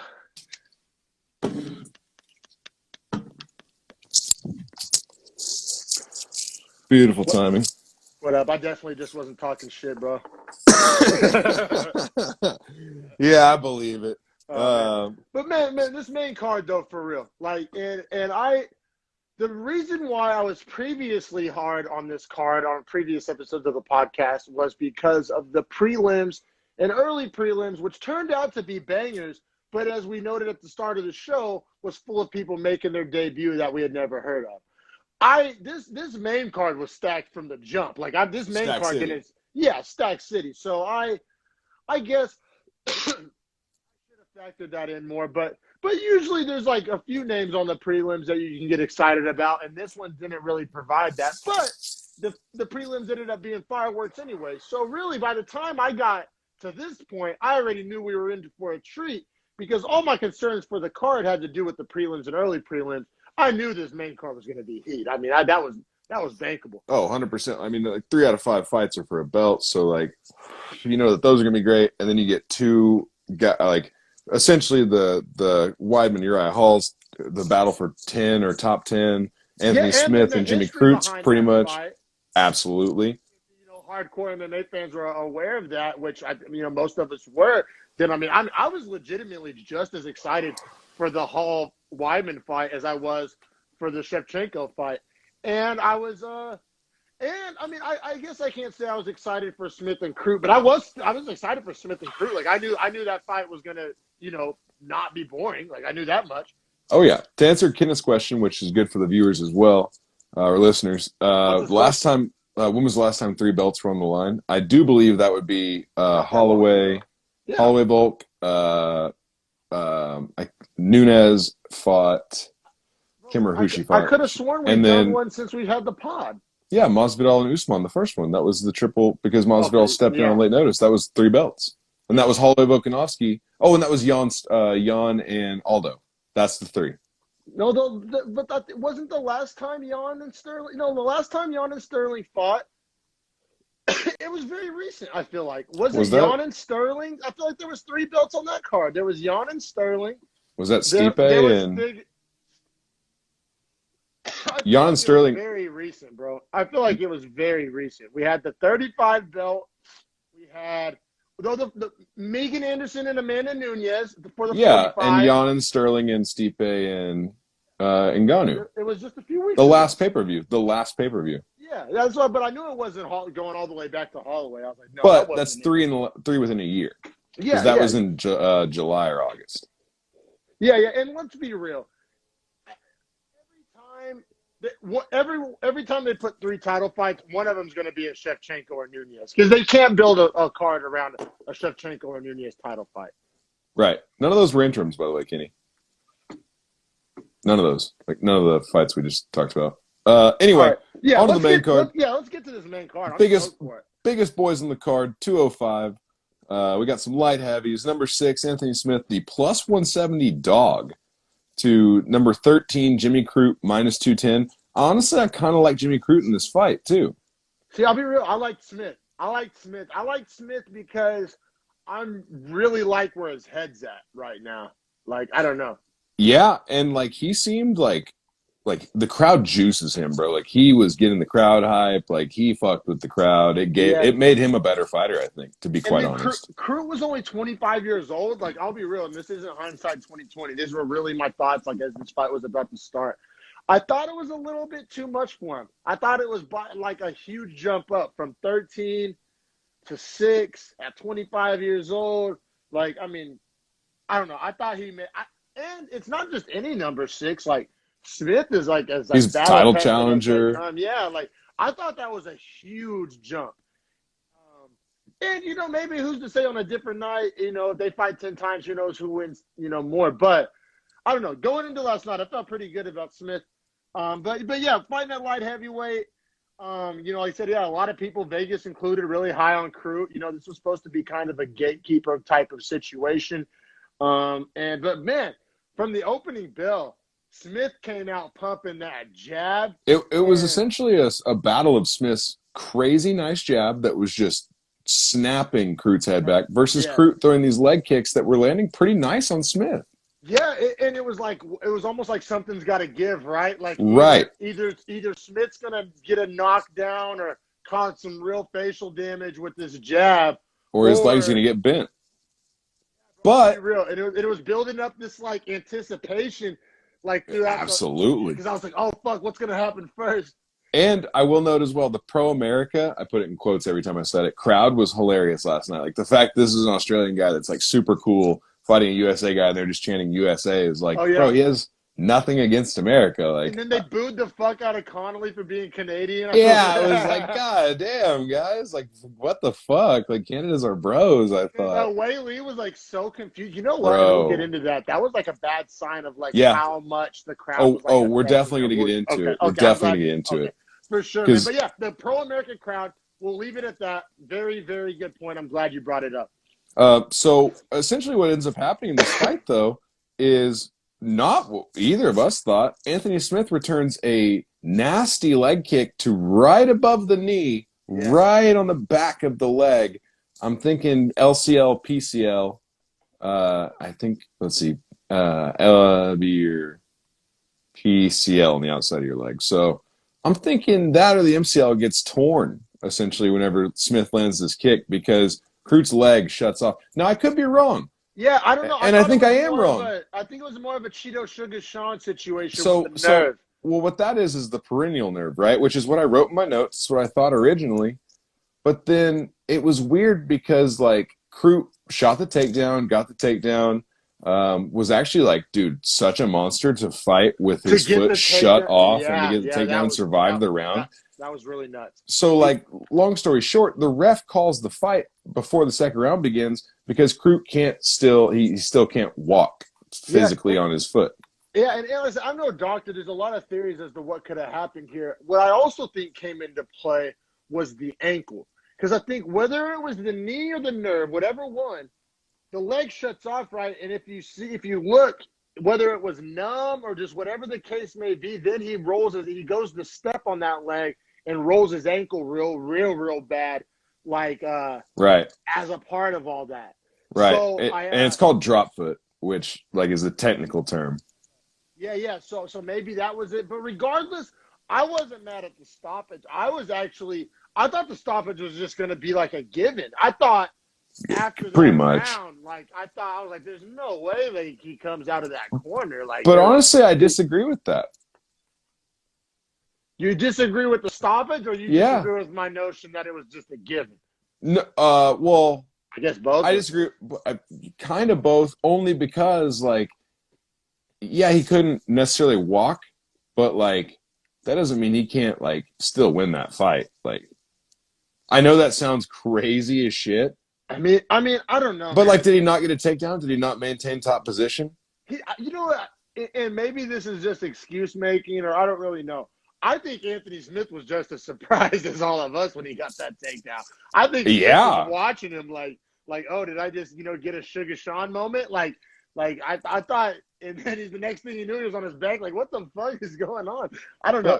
But I mean, there's plenty of ways he could still win that fight. So for me, I think when it's like now, granted, as a doctor, as a medical person, when you see someone's ankle like rolling like that and shit, you might just have to assume it's shattered, right? And and if that's the case, you could do irreparable damage to your ankle continuing to perform on it. So the fight has to be stopped on a professional scene. I was like, I'm with you. Gonna break in half, or like I'm with you. I'm with you. Except for like the next fight is like the line right between like nerve damage and bone damage. Yeah, but I mean, in my opinion, it's kind of like different means to the same end. I mean, I agree, and like, and if he rolls his ankle super hard because his foot's still like drop foot or whatever you want to call it, and breaks his ankle doing that, that's not worth it for him or the UFC or anyone involved. That's 100% what was about to happen. That was 100%. Yeah, so I'm not saying that like I think the doctor's wrong because the doctor did his job. I'm just saying that like when it's nerves like that, it just sucks because the nerve's going to come back in a few minutes. Yeah, I honestly think he had already done that to his ankle, bro. Drop foot or not, like I think that ankle I think it was all toast, bro. Like, I think he may end up having to need some kind of surgery or something, bro. I'm interested to see the injury report off a lot of these fights. Me too, because you're right. It totally could have been nerves and numbness and that type of thing. But I think it could be both. I think whenever his leg was numb, he caused a lot of damage. I really do. Really, that's how I saw it. But anyway, Anthony Smith technically gets the win. That's important to note. It's TKO. Technically gets a TKO. It's not a. I guess technically TKO is kind of redundant, but it wasn't a DQ. It wasn't a no contest. It wasn't anything squirrely. It was a straight up victory. Yeah, because a legal strike made his opponent unable to continue the fight. Yeah, which I'm all for. I'm all for. Now, I guess, and I don't know, we don't have to spend too much time about this, but as far as what's next for Smith is super interesting. I personally would give him the loser of Prochazka. Prochazka, because I think the winner of Reyes Prochazka gets a title shot. Boom. He recently lost to Rakic already, who Rakic is at 2. And then the other fight is Santos, but that would actually be a rematch. Santos is hurt right now, right? I think I don't know, but no, he's good. He just got that win that we disagreed with. That's right. Yeah, but he just hasn't looked super great in his last couple of fights. And I think I would like because say if Prochazka beats Reyes, I think Reyes Smith is a badass fight, and they've never fought after being in the division for a long time together. And then if Prochazka loses, I mean that's fireworks. That's my thing is fresh matchups one, and it's just like Reyes Prochazka is right around the corner. So for Anthony Smith, like he took no damage here. So if that fight is a guy like neither one takes much damage, then like that I think that's obvious. Now if those guys have a war, then you got to go Santos because like you just can't hold him on the burner for so long. Great points, all great points, and I think accurate points. I think that's exactly how it plays out for. Like I said, man, UFC, P&Ls, profits, losses. Like, it's all about what fight they can sell. But I'm also, I guess, not to get too far down this hole, but, like, it's not inconceivable for Anthony Smith to get another title shot? Like it's not out of the realm. He's got to win probably 2 more in a row. Yeah. But I'm saying, I think his next 2 could be winnable. Yeah, and if it's Jan, it's not John, so... If it's Jan or if it's Reyes or if it's the winner. I'm saying whenever he does get that title shot, it's not against a world beater. It's not against a Khabib or it's legendary Polish power, and that shit is legendary. No, it is. I guess here we go discounting Jan again, but I'm just no, not me, sir. Yeah, I don't know. I don't know. Probably not even worth talking about. I don't think it probably happened. Because think about this, bro. When he fought Reyes and he body kicked him, you saw a footprint of a bruise on Reyes' ribs. That shit is legendary. Oh, yeah, for sure.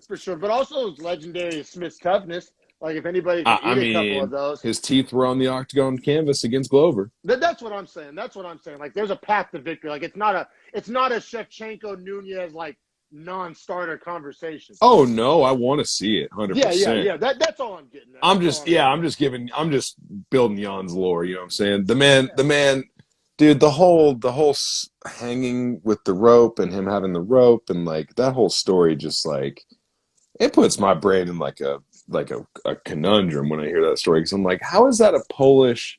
And side note, I know we're stopping from the fight here, but, like, how is that a Polish thing that if you find someone that has hung themselves, that you take a piece of the rope as good luck because you take their life force? What? It's pretty dark. I mean, Poland has a dark history as a country, though. Yeah, Jesus. So, it's like, so dark. Places where, like, bad shit has happened, like, there's dark customs. You know what I'm saying? Like, Poland has a dark history. So, yeah, I mean, I don't know the ins and outs of the, but he's also 9-1 since he got the rope. I think 7-1 in the UFC. And also think about it. I bet suicide was pretty common whenever, like, they were getting invaded by Nazis and Russians, and I mean, bleak, just getting slaughtered. I bet it wasn't too uncommon to see people hanging in the forest. You know what I'm saying? Yikes, for sure. That's dark. But man, and speaking of dark, we'll keep it dark because what happens next? Oh yeah, perfect lead in. Perfect lead in. The dark energy overtook us. Dark energy, yeah. And honestly, was it a little foreshadowing that the fight before ended in the leg injury? 100%. Yeah, man. Uriah Hall plus 105. Number 9 ranked middleweight, fighting legendary Chris Weidman, number 11th ranked middleweight, who is actually the minus 135 favorite. Once again, the higher ranked guy, underdog. Well, how does that make sense? Well, that's not the part that confused me. Just like, I don't know. I mean, Hall looked great. He just beat an old timer. And I mean, Weidman's not, I guess, not old timer, but kind of. And, I don't know. If I was setting the money line, I wouldn't have made it minus 135 for Weidman, but that's obviously what it got bet to. I don't think it started that way. I think Hall started as a favorite. But anyway, a lot of Weidman fans out there. And Weidman, definitely has a path to victory through the grappling. So, I mean, I'm not, it makes some sense. But these guys, this is actually a rematch. Guys fought just reading 11 years ago. Just reading my notes, I'm like, this fight is so hard. This fight's so hard. I was excited as fuck for this fight. I was so excited. I'm just saying the result, man. Like, I hate to, like, I shouldn't detract from the build-up because the build-up is sick, man. Like, Weidman dethrones Uriah Hall in the previous fight organization, right? Takes the belt, then comes to the UFC, beats Anderson, kind of puts Uriah Hall in a back seat. Uriah Hall's on the Contender Series, gets on, kind of has this bumpy road, whereas Weidman's, like, been to the top. Now is, like, trying to come back through the mountain. And like we talked about as well, Weidman was the first guy to dethrone Silva. Uriah Hall's the guy that got Silva pretty much out of the UFC. Like, so that string of losses, or the bad part of Silva's career, as we'll refer to it, starts with Weidman, ends with Hall. So it's weird that these guys have a past history. And then you talk about, spoiler alert, the fact that Anderson Silva broke his shin, the fibula, right across the center against Weidman after Weidman checked a kick. It's exactly what happens to Weidman in this fight. Yeah. Is just like the whole situation is like cosmic. You know what I'm saying? The cosmic coincidence of it all. I feel you have so many like lines and connections you can draw, for sure. And man, the very first strike thrown of the fight, like the very Weidman, and we've heard on the broadcast, and MMA fans have heard it a million times, of you have to set up your leg kicks with something.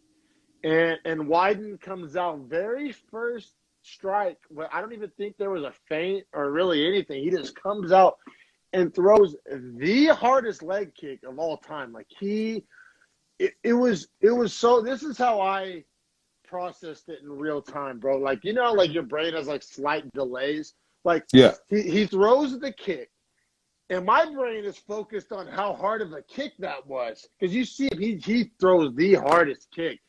And then, like, while my brain is like forming the sentence, that was a really hard kick, I see it bends Around the back of the leg of Uriah Hall. Armstrong, like a fucking oh god, I don't have anything like a piece of rope, like if you, rubber.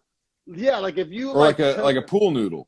Yeah, probably looser Worse. than a pool noodle. Like Yeah. if you took a rope and slung it Yeah, around like a pole, big braided rope. Yeah.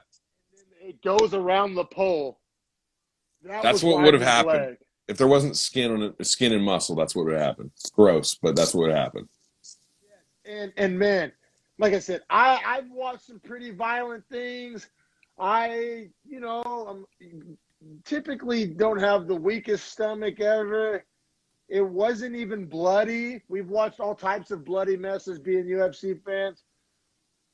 Dude, this one goes up there with Theismann, with Alex Smith, with Teddy Bridgewater. With Silva. Silva's was bad too. You know why Silva's was better than this one? And I'll say this, not bro. As bad? Not as bad. Yeah, you know why? Why? Because when Silva did it, he didn't try to step back and plant on that leg. He did it and fell immediately and knew. Weidman didn't know, tried to step on his leg, and it literally bent back the other way. You know what I'm saying? Like, we saw his leg have, it was a Z. Like, if you took his thigh, his leg here, and his leg here, it was a Z when he tried to step on it. It was the most. It's tough. It's tough. It's tough. And honestly, I'll put it worse than the football ones because it's like and I mean, I don't know if you're watching the close-up zoom-in angle of Alex Smith's injury, you're a sick fuck. But like generally speaking, when a basketball like a Paul George or like a Joe Theismann or Alex Smith or Teddy Bridgewater, when those happen, the football camera, it's so much less intimate. Like the camera's zoomed out. Oh, yeah. Oh, my God, you're so right. 21 other people on the field. You're getting like this whole picture, and it's one Even part Paul of the George's. whole. Even Paul George's. Yeah. Even Paul George's, like it's not like it was zoomed in on that. It's kind of going towards the edge of the screen. There's other shit happening. There's other people. In MMA, first off, the one-on-one nature of it, you like all we're watching is you. And then, it's just the intimacy of it. There's no distractions. The camera's much closer. There's not 22 other people in that octagon. It seemed so much more intimate. It felt like I watched it in person. You know what I'm saying? It was tough. Like I said, I watched it. Like I said at the start of the episode, watched it live on my phone at work.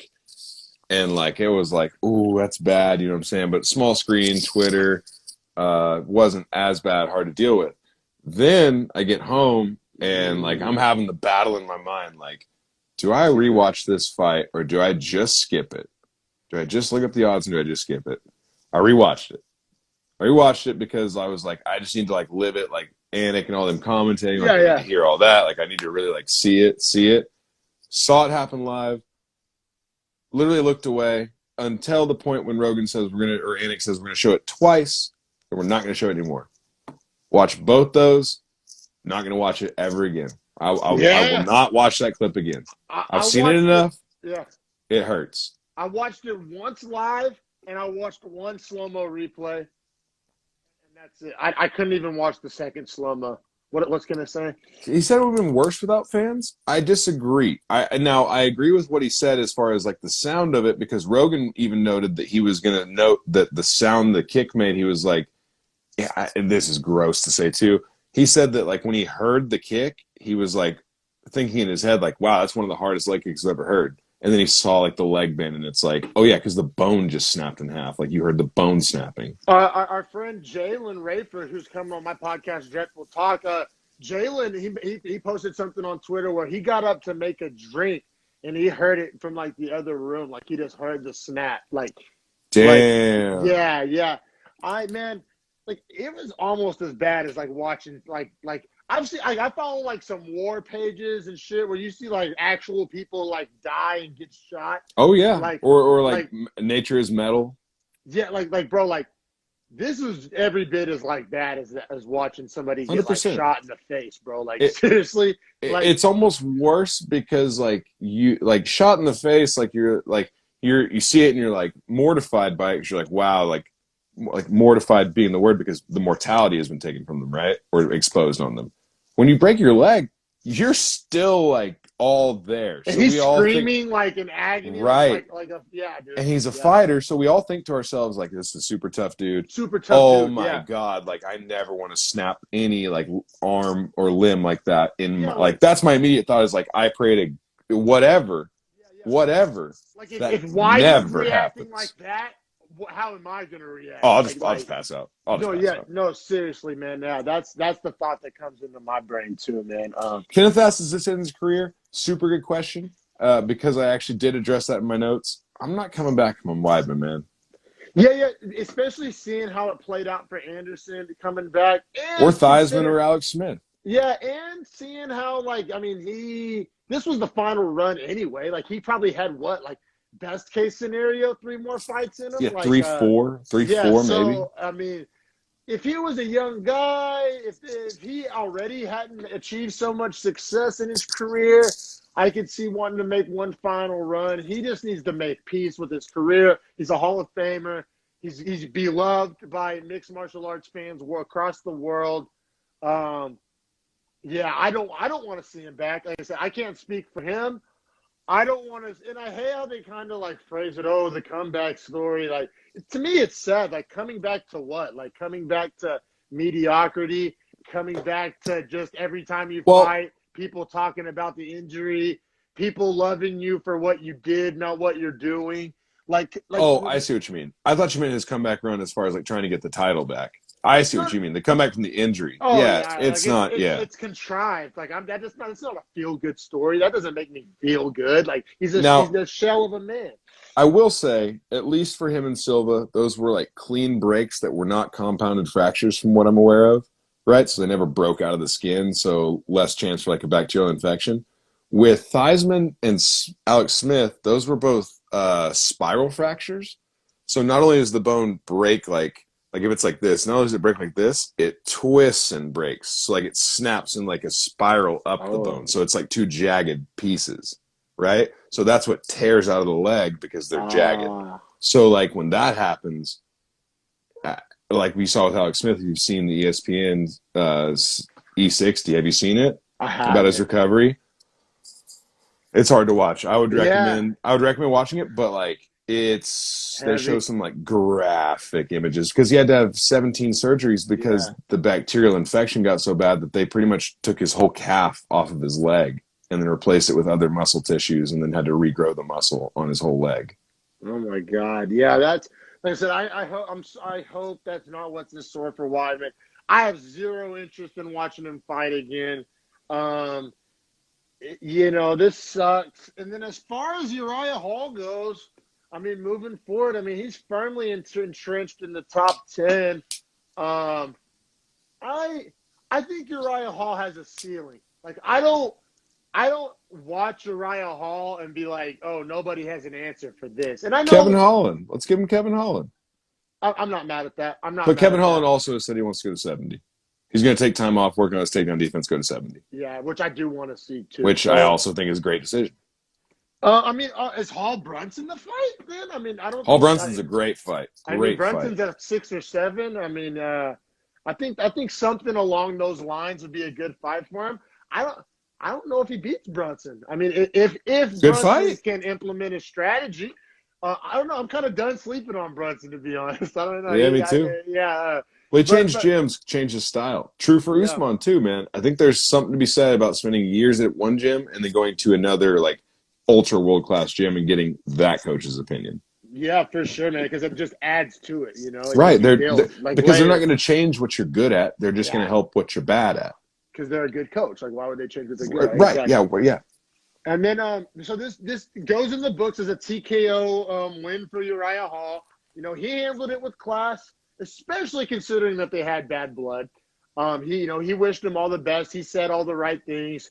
You could tell it was just anticlimactic as fuck, and just, the whole camp was essentially a waste of time. And you don't want to win that way as a competitor. I mean, I'm sure he had like 8 different bad tastes in his mouth. You know what I'm saying?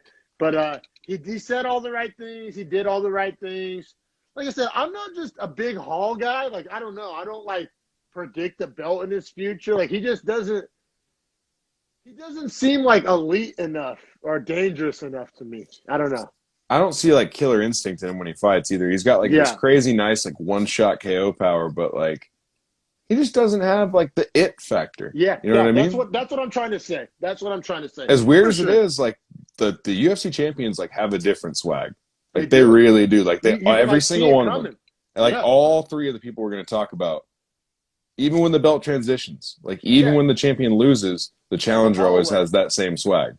Or even like like the ones that have that swag typically still have it even if they lose the belt, like a Holloway, like those other examples. Connor, Connor's not a belt holder. Like he hasn't been for a minute, but he is perpetually the swaggiest fighter. Nate Diaz never held a belt, but has that swag. They have that it factor. Poirier, interim, but like has that salty swag. Like even Gagey. Oh, by the way. We'll get to it, but the bromance between Gaethje and Ngannou and Usman is my favorite story in mixed martial arts right now. It's dope for sure. But man, all right. So we talked about the injury long enough. Let's talk now. Belt time, baby. Greatness time as well. 100%. And before we get into this, like I rarely toot my own horn, and it's not really much of a toot, but I just feel like when I say everybody, I just mean people talking online pretty much. Like everybody was trying to like convince me that this was going to be a good fight, and like Andrade was finally the person to give her a fight. Even Vegas had it much closer money line, only minus 455 for Shevchenko. So we have Valentina Shevchenko, obviously the champion at 125, at a minus 455 favorite. For anybody else on planet Earth, that's a huge money line. For Shevchenko, that is a minuscule money line. Her last fight was minus 2,500. That's like one of her smallest lines I've ever seen for her, aside from when she fights Nunes. So it wasn't just the talking heads giving Andrade credit. It was actually Vegas. Vegas knows. Money. Yeah. And then Andrade, former strawweight champion, and at a plus 350 underdog. She was the number 1 ranked contender. This was obviously the fight to make. 100%. This was the fight to make. I'll be real, man. I never, even at minus 455, like I honestly regret not going to bet like $500 to win 100 something. Like, bro, like I felt so good about this. If I'm being super real with you, if I was a guy that made like 125 grand a year, I would just go bet 20 grand on every Shevchenko fight. She fights twice a year. Yeah. I'll take a third of my wages and bet them on her every fucking time, regardless if it loses me all the money and the one time she loses. Because minus 455, you bet 2 grand, you still get back like 6 grand, I think, on that. Cool. That's just free money at that point, bro. Because like she's so guaranteed to win. Yeah, no, I feel you, man. Like I just heard all people, even kids, is like not saying, but like, you sure she's got this in the bag? I was just like, yeah, man. Like I don't wait. Well, and crazy because that's one of Kenneth's favorite fighters. Like he reps Valentina Shevchenko hard. Yeah, man. I just Andrade wasn't the person that was gonna beat her, in my opinion. And I don't know who the person is that's gonna beat her. If we're being real, like just to like get to like, I know we're coming to that point, but I'm just saying. Yeah, for sure, man. So, I mean, as you can probably tell by all our allusions and just, foreshadowing, Shevchenko never really in any trouble. Another classic dominant performance. Now, let me ask you this. Did you have round 1 as a 10-8? Because out of all the ones this was the one that I gave a 10-8. Out of all the other ones, and they were handing out 10-8s like hotcakes last night. Because not at first it wasn't. So she had 5 takedowns, and 5 takedowns, that's dominant. But you can make the argument of if you take her down 5 times, that means she got up 4. Bro, the way she was getting up though, and then getting slammed to the floor. Yeah, and the fact that Shevchenko came out with the wrestling strategy just to show it up. I was about to hit you with the timeout, but I knew you were going to get to it, bro. She literally just came out and said, "Oh, you guys think Andrade is a really good wrestler? Bitch, watch." and was hitting these nastiest body lock takedown, double like transition, like sweeps. Like, dude, it was beautiful Eastern style wrestling. Beautiful. And just like the mean streak behind it, the power, like the control. She might as well have had a middle finger up the whole time. Right. Like, no, seriously, right. You could. And no, I'm not reading too much into this. Like, that's exactly what was happening. Like, she was like, "Oh, I'm a striker." No, she literally said it in her post-fight interview. She was like, "Oh, she was like, "Oh, everyone said like all week, like, oh, she has the grappling to beat her," and she was like, "You guys can't grapple with me." No, she was like, she literally said, "I'm the best at everything." She was like, "I have no weakness." Yeah, she was like, "For those of you watching film, trying to find a weakness of mine, save yourself the time. There is none." The gas on that comment, bro. Like, she's a sick champion. She speaks Spanish. She speaks Portuguese. She speaks Russian. She speaks Polish, and she speaks English. Real life, like 007, bro. Like, and she did Russian ballet. Yeah, which is her infamous dance celebration in the win. Did you see Rogan's face when she was dancing? It was so hilarious. It was no, I didn't. It was like the most Rogan face ever. He was just like, he was just like watching, like it was funny. But yeah, man. I mean, nothing Andrade did work even the slightest bit. Even when Andrade like went for her like shots, she was stalemated, like so like. Dude. She would get stood up, she would get turned and pushed to the cage, then she would get body locked, and then she would get thrown to the ground. It was like she was trying to take down a city bus, bro. Like, she just like didn't even budge her a half an inch. Like, the point in which in the first round that DC said when she had the body lock and it looked like Andrade was hitting like nice like body shots, and then Shevchenko switched to the cage, and then DC goes, all she has to do here is step and pull, and she'll sweep her to the floor. And then literally within like 3 seconds, like boom. And it was like, well, that's a world-class wrestler saying what he would do. And this world-class striker just did the exactly right move for grappling. How good is she? And bro, like, and I'm not, because some people might have say, oh, she was fighting the smaller woman. Let's not forget Andrade has taken fights at 35 as well. Andrade is huge. Like, it wasn't a matter of power or size. But wasn't it just so bizarre how much stronger Valentina was? Like it was the equivalent of like a bantamweight trying to shoot on a middleweight. Like that's what it looked like. Like just like not even stalemate, just literally like hitting literally a just brick like wall, just like literally getting caught, stood up, and like pushed back into the cage, and then being like, okay, now you're getting taken down for that. Like the fact that those two women stepped on a scale, what was it, a day ago or 2 days ago at the same exact weight is surprising. Like, I mean, and then we're not even talking about the fact that, I mean, we got to address the finish, bro. Oh, she gets a takedown, gets to crucifix position, and reigns crucifix in like pretty easily, like pretty easily, just, like, walks her way to crucifix. And that's not an easy position to hold. No. Like, most people get tossed out of crucifix. She was like sitting in it like it was where she belonged. It's a risky position. It's probably the riskiest position. Yeah, because if you have a nice hip explosion, which Andrade should have, she's a shorter girl, so like smaller arch, so like more force through the center, right? Credentialed grappler. Exactly right. Like jiu-jitsu, like brown belt, I'm pretty sure. I don't know if black or brown, but near the top, right? Yeah. And no answer. I mean, I'm talking, it was punches at first, and the UFC fucked up on the highlight because they kept showing punches. Dude, when she got that like 10 seconds of the bows of just like and then split her open, I was like, oh. Well, bro, and maybe I'm wrong on this, and maybe it's just what I caught, but I'm pretty sure the very first bow that landed is the one that cut her. So she got cut twice. She got cut on both sides of her face. Oh, shit. The first one cut this side, cut this side, and then she turned and then just started eating bows. Yeah. And like literally, if you're unfamiliar with what the crucifix is, that's whenever Shevchenko has both of her on the crucifix, like Jesus is spread out on the cross, is where he gets the name. Both of your arms are pinned down, and you're just eating shots. There's literally no defense.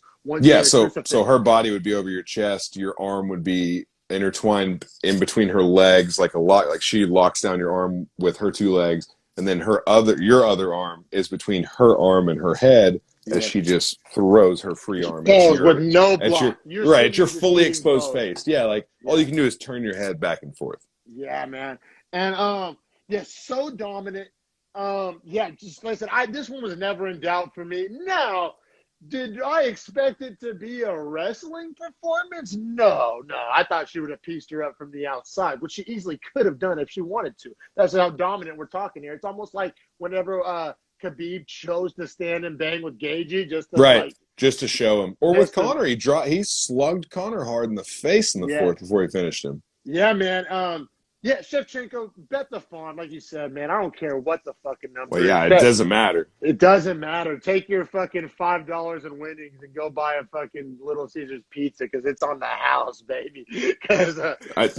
Honestly, it's like it's like when they say like if the Thunder score like 110, everyone gets a free taco at Taco Mayo. It's like, well, fine, I'm getting a free taco every goddamn game. Then, like, I'll bet on that. Definitely, man. And then Shevchenko keeps her belt. Like, it's just so dominant. A little factoid that I pulled out of last night that just, out of all the Shevchenko facts, this may be one of my favorites. So in UFC history, there's only been 4 crucifix finishes in a title fight. Shevchenko has 2 of them. No shit. Yeah, that's a fact, bro. Isn't that so badass and so dominant? And I know one of them has to be like back in the old days. Yeah, I didn't do the research on when that first one was. Because I want to say, like, I can recall one, Murillo Bustamante and someone else where he gets put out with elbows in a title fight from a crucifix, and it's the reverse crucifix, so he's behind him. Oh, okay. Because he's landing just like downward elbows, like on the side of his head. It's like, oh man. And then Shevchenko, man, all-time great. So here's essentially, I guess, if you want to say the debate that everybody online's talking about, even got brought up to Dana, even got brought up to Shevchenko. Are you interested in Nunes Shevchenko 3? I'll phrase it that way. You are. Yeah, I thought Shevchenko won the last time they fought. Okay, all right. Just off the rip, like, I thought the judges, like, I think it was 48-47 unanimous for Nunes, but, like, there was I think it was round 2 that was so back and forth. I scored it for Shevchenko, and I've rewatched it. I still score it for Shevchenko. That's the only woman on the planet that can challenge Nunes, and Nunes is the only woman on the planet that can beat Shevchenko. Yeah, for real. Because the only thing left in flyweight, and we're both big Lauren Murphy fans. Like, we respect what Lauren Murphy does. And it's not even. Yeah, and Lauren Murphy felt like she should have had this title fight. Like, she got snaked by Andrade. Have it, Lauren Murphy. Fucking have it. The only question I'll phrase to you from a competitive standpoint, do you think from like a pure grappling strength, like clinch strength perspective, Shevchenko has as big of a strength advantage over Murphy as she did over Andrade? I think it's bigger. Bigger? I think Andrade is one of the strongest grapplers at 25. Yeah, and to see her get ragdolled that way, no one's close. Yeah, Murphy just has like a bigger build. She's like a bigger woman, like just like frame wise. I'm not saying it translates, and I'm not saying she has a snowball's chance in hell. I'm just saying like she's a bigger woman, like just build wise. Like if you just looked at her, she's a little thicker. But yeah, definitely. I mean, at 25, man, to be quite honest, Nunes can't make 25. Like all the times she fights Shevchenko has to come up to 35. 35, yes. At 25 or lower, there's not a woman alive that challenges Shevchenko. And I'm dead set in that. I'm dead set. You're right, man. And like if you made Nunes have like the shittiest weight cut of all time. If she went to 25, she would get put to sleep. I 100% think that. No. Because the dehydration from the brain would not allow her to eat the same shots that she does eat in the fights they have. Cool. So, and then Shevchenko said that it happens. Now, Shevchenko made it seem like it's not going to happen next. Like I think she wants to dominate against Murphy. Yes. And then let a Nunes fight. That fight got announced for the 35 belt. Who's that? She's fighting Pena? Juliana Pena. Yeah, which Pena's skill set is going to be interesting for Nunes. Very interesting. For sure. So I think what's going to happen is they both get one more fight, and then they do Nunes Shevchenko 3, which will be fun. Yeah. Which will be a lot of fun. And I hate to do this three Do you know times. what, man? That's a fight where it's like Holloway Volkanovski 3. Like, I want to see it because it's such a Exactly. fucking good fight. Every Exactly. time. Like, the first two were so good, I got to see the third. All right. And I'll be right back. I hate to do this three times, but I don't want to rush the main event. So I'll be right back. Oh, yeah, you're good. You're good. So my boss can eat a bag of dicks. Hey, what's up? I was What's just up? talking how I just got a text from my boss that said, hey, is there any way you can work at 4:30 tonight? Hey, no, for sure not. I have to go take my dog down to Norman to get the stitches taken out of his lip. So absolutely not. And also beyond that, I'm scheduled all 7 days next week. So no, Yeah, I dude, can't do that. I'm the king of saying no to my managers, bro. Like, sorry to any future employers, if you're watching this, don't hit my ass up on my day off. I ain't even gonna answer, dog. Like, Well, I'm not the even worst. that, but like they know I do the show. Like that's the whole reason Yeah, I'm yeah, off on Sundays. And then yeah, beyond that, like I even told them like, no, I'll work like next Sunday. I'm going to work at 5 for them, right? Because yeah. I know we'll be able to handle it. But point being, I work all 7 days next week, and this motherfucker's trying to get me to come in today. It's like, dude, who are you talking to? Yeah, no, I feel you, man. I hate that shit. I really do. I hate it so much. But man, so we got the co-main and the main still, and man, this next fight is seriously.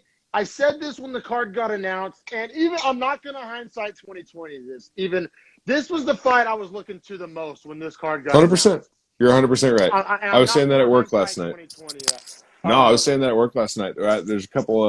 There's two dudes that are like hardcores like us, right? Like Yeah. this dude Dylan actually has like pictures with Derek Lewis and like a bunch of UFC fighters. Oh, He went to McGregor Alvarez in New York. wow. Yeah, bro. Like he's like crazy big in the UFC, and a little different from us though, right? Like has like no like fighting background, just like really loves the sport. Like Yeah. he's not like a sports guy. He just really Yeah. likes like this like fighting sports. Yeah. So and shout out to him. Like fans like that are dope, man, because Yeah. he speaks well in the sport for sure. There's some stuff that he's a little bit like miseducated on, you know what I'm saying, from what I've like talked to him about. But like yeah, shout out to those people, man. I love a hardcore. I love talking, chopping it up with a hardcore. Like, if you're a hardcore MMA fan and you watch our show and you ever just want to like message me questions back and forth, like hit me up. Like, Yes, I'm same all here. day with it. You can DM me. I'm at Dreadful Talk Dom on Instagram and Twitter. He's Harrison_Madden on Instagram and Twitter. Let's talk fights. I'm totally for some fan interaction for sure. And yeah, like I said, I was super excited for this fight. Now, my prediction was incorrect on this fight, but that's fine. I got my trusty ladle here. And but yeah, so Weili Zhang, the champion, coming off fight of the year against Joanna Jacek. We haven't seen her since then. And she was the minus 200 favorite defending her belt against Thug Rose Namajunas, plus 165 underdog, the number one ranked challenger. And she is a fan favorite. Everybody, loves Thug Rose, myself included. And now this is a classic example where I thought a lot of the public was using their hearts over their heads on this one, because this was a very popular upset pick on all the different podcasts and just people on Twitter, and just a lot of people picked this Thug Rose upset. But I honestly thought that I was smarter than those people. No, but I did think that those people were just voting for the fighter that they liked more, rather than actually giving me reasons why they thought she would win, in my humble opinion. I'll put it this way. I wouldn't have given you reasons. I would have thought she would have won, like she was a favorite, but I would have said this line should be closer to like 125, 130. Like Okay. I thought that the value was there because her and Weili are super close. Yeah. So I don't think it's like Weili's a 2-1 favorite. So I don't think that Weili wins 2 out of every 3 times they fight. Essentially saying that like if they fought 9 times, the record wouldn't be 3-6 for Rose. I think it's closer to 4-5, maybe 5-4. Like who knows? Because I think it's so 50-50. Yeah, for sure. And I think, and I guess this maybe isn't fair, but like Rose Namajunas has had, her well-documented mental ups and downs. And I don't think I was just willing to bet on Rose having a good day. You know what I'm saying? 100%, yeah, because she's one of those people that talks about like there's some days I just don't want to fight, and like I'm in the arena and like I don't want to do it. Now last night, we got Thug Rose. Yeah. Like when they were introducing her, bro, the clip of her, like it's like a minute and a half long on Instagram or Twitter. It like Loki gives me chills, bro. Like when they're introducing her and she's just sitting there like saying, "I'm the best. I'm the best." Like just talking to herself. It's like that shit is powerful. Yeah, no, it was dope. I couldn't tell what she was like. I couldn't lip read at first. She was saying, "I'm the best," over and over and over. Which is such a cool thing to say to yourself before you're in a fight. And also, we talked about it a little bit earlier. I didn't want to like let it get away from us now that we're actually covering this fight. So whenever so they're in Florida, you know, maskless crowd. I imagine there's a lot of red hatters in the crowd. Oh and, yeah. And we all know the relationship with China, all that. America, China, we're not on good terms right now, and we talked about that earlier on the podcast. And but so when Weili's walking out, and mind you, up until this point, she's really had nothing but good experiences with American fans. You know, like all the crowd was cheering after the Joanna fight, and you know the relationship wasn't as publicly bad back then, I guess. But bro, and also like a side note, we don't have a reason to dislike Weili. She's never personally said anything offensive or wrong. Yes, true. But so when she was walking out, I mean, like passionate boos. Like it wasn't just like boo, like oh we're having fun and we're drunk. Like oh they were like pretty contentious boos, and like coming from a pretty dark place if you think about it. The reason it felt like a microcosm of like political anger. That's what I'm saying. And nothing else. That's exactly what I'm saying, which is kind of gets a little murky when you're talking about sports. Well, it's not Weili that I mean, and Rose even noted this, and when she reiterated her point, Weili, we don't know what Weili believes. She might not support the government, but she can't say. She can't say. This is my opinion, not the opinion of the show. But I also think that if you asked a lot of those people that were booing last night, just a year ago, them same people was saying to keep politics out of sports for a different reason. I agree with that 100%. I'm not going to go too far down that road, but I smell some hypocrisy in the air. You can't have politically charged reactions whenever you want to keep politics out of sports. Which proves I don't think it was ever about politics in the first place.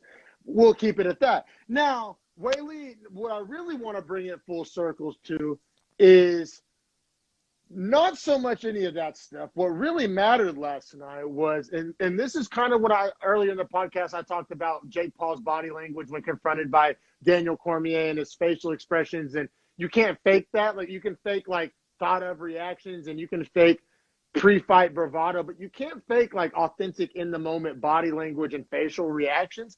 And you could tell that the boos really bothered Weili. Like, she was like, "Why am I getting booed? Like, why do you guys hate me?" I could see like the confusion in her eyes, dude. You could see she was like literally looking around, like, "What? Like who? Me? Like it's like that? Like why fuck me? Like what?" Yeah, you could tell. Like and like I said, right, wrong, indifferent, whatever the case may be. When I saw. Like I said, right, wrong, or indifferent, and I'm not saying I would react any differently, but I'm saying when I saw that she essentially wasn't laser focused on the task at hand, which, like I said, I'm not holding that against her. I'm not making a personal judgment. I'm just saying in that moment, was every ounce of her energy, of her fiber focused on Rose Namajunas, or was it focused on those boos? It was focused on those boos. And at that moment, if I could run to the betting booth like right then, I would have felt differently. 100%. And not to mention the fact that, like, you see Rose's mental state when she's getting introduced and she's literally just, like, staring, just like, I'm the best. Yes. I'm the best. Yeah. Like locked in. Like, so locked in. Yeah, right. Yep. Right. Yep. And then you see Weili looking around, like, confused, like, worried about the crowd. Like, it's like Rose is, like, eyes on the belt. Weili is lost. And so when that's the case, like, it leads to what essentially we're beating around the bush of is that a minute and 18 seconds into the fight, Rose Namajunas lands a nasty head kick. Yeah. Sleeps Weili, puts her with two hammer fists. They call the fight. Weili protests the stoppage until she sees the replay, then realizes, I don't know what the fuck just happened. I got put the lights out on. And then shitty translation at the end, by the way. Yeah, one of the shittiest translations. She did a shitty translation job earlier on the night with another Chinese fighter. And I bet that language is hard to translate. And Joe needs to take it easy. I know I'm a wordy motherfucker. If I'm asking a question, I know he has questions that, like, bro, Yeah, I thank It's you. like Go a ahead. Yeah. paragraph long. No, we're on the same page. Like And his vocab usage is like he uses like pretty extensive words. terms and like, yeah, like, dude, this is about to be translated into a language with a different alphabet. Like Like, let's keep, what was he well, saying to Valentina after her fight? who wants it or come get it? And she was like, Come come get it. get Yeah, it. he said, so you're saying come get it. And she said, what? And he said, come and get it. And she said, what's this mean? And he goes, like, come and get it. Like, you want them to come and get it from you, like anyone. And she was like, oh, yes, come get it. Come get it. Yeah, And yeah, it's like, Joe, like. yeah, it was awkward for sure. Yeah. And, yeah, like I said, just note, like, and I think that the one championship and even like other promotions do such a good job of that. Like, they know it's about to go through like 3 layers of translation. Like, let's not use big words and slang terms and have like multi-part, paragraph-long questions. Like, hey, how did you feel about your performance? Who do you want to fight next? Like you know, let's keep it like pretty vanilla when you know it's about to be translated into a completely different alphabet. Yeah, Joe could have done a better job of that, and the translator could have done a better job. I thought on both sides for real. And I would also like to note, I don't want to hear interviews from fighters that get TKO'd or KO'd. Fair. I'm good because if they're waking up and asking their corner what just happened, I don't need to hear them talk about what just happened because they don't fucking know. I know better than they know. I watched it. Say something stupid right then and get like canceled for it or like something. Wei Lee at the end of that fight said, "Oh, I was still conscious. I just think he should have given me more of a chance." Bitch, what are you talking about? You were asleep. Yeah, that was a KO, like not even a TKO in my opinion. That was like a full out KO. I wrote TKO, but like that was closer to KO. That was like as close to KO as the next fight. And I think it was also one last little like I want to say about the actual breakdown analysis of the fight itself is the head kick that knocked out Wei Lee. It was cool because it wasn't like she like loaded up. It wasn't a spinning kick. She just kind of threw it up there. Like, I don't want to call it like delicate, but Wei Lee misread the kick. She thought it was going to be a low kick, and she dropped her leg back, which you know as well as anyone, when you drop your legs, like your hips backwards, put your face forward. Yeah. So, like, she literally dropped her legs back to try and dodge a leg kick and got high kicked on the chin. Kind of like the equivalent of stepping into a punch. Like exactly. Stepped into a kick, like exposed her chin and neck for the kick to connect. It's perfectly placed because it's cool. Like, when you think head kick KO, like if you just, in my head, when I think head kick KO, I think this big, powerful boom. And it wasn't like that. She just like popped. Just like it whipped it up. Yeah, just like whipped it up. And it almost like slapped her right there on the button. Yeah, no, it was gorgeous though. Didn't see it coming. I want to say, like, while I did predict Wei Lee, I was happy to be wrong. Big Thug Rose fan. I mean, her emotional interview with Joe. I don't know if Joe has his, like, testosterone formula off or, like, what's going on there. Like, I figured it out, bro. I figured it out. Like, is it all the hallucinogens? It only happens with people that talk about their daughters or women because he has 3 daughters. He has this, like, weird soft spot for like when women like do like amazing things. I swear to God, that's what it is. Like I swear to God. That's cool. That's cool. And I'm not even really clowning them. I just had to get that in there. Like, but they had a very emotional moment. Like I mean, I can't even lie. Like it almost did like bring some tears to my eyes to like hear her talking in her post-fight interview, talking about like, and when I heard Pat Barry, because I love Pat Barry talking about like, just hear him in the corner, like, you're the motherfucking best. Like I've been telling you, we've been saying it. That was like, cool. That shit was all really cool. Kind of doubting herself and shit. Yeah, no, that was really cool. Also, a first happened last night. She's the first woman, regardless of weight class, to recapture a belt.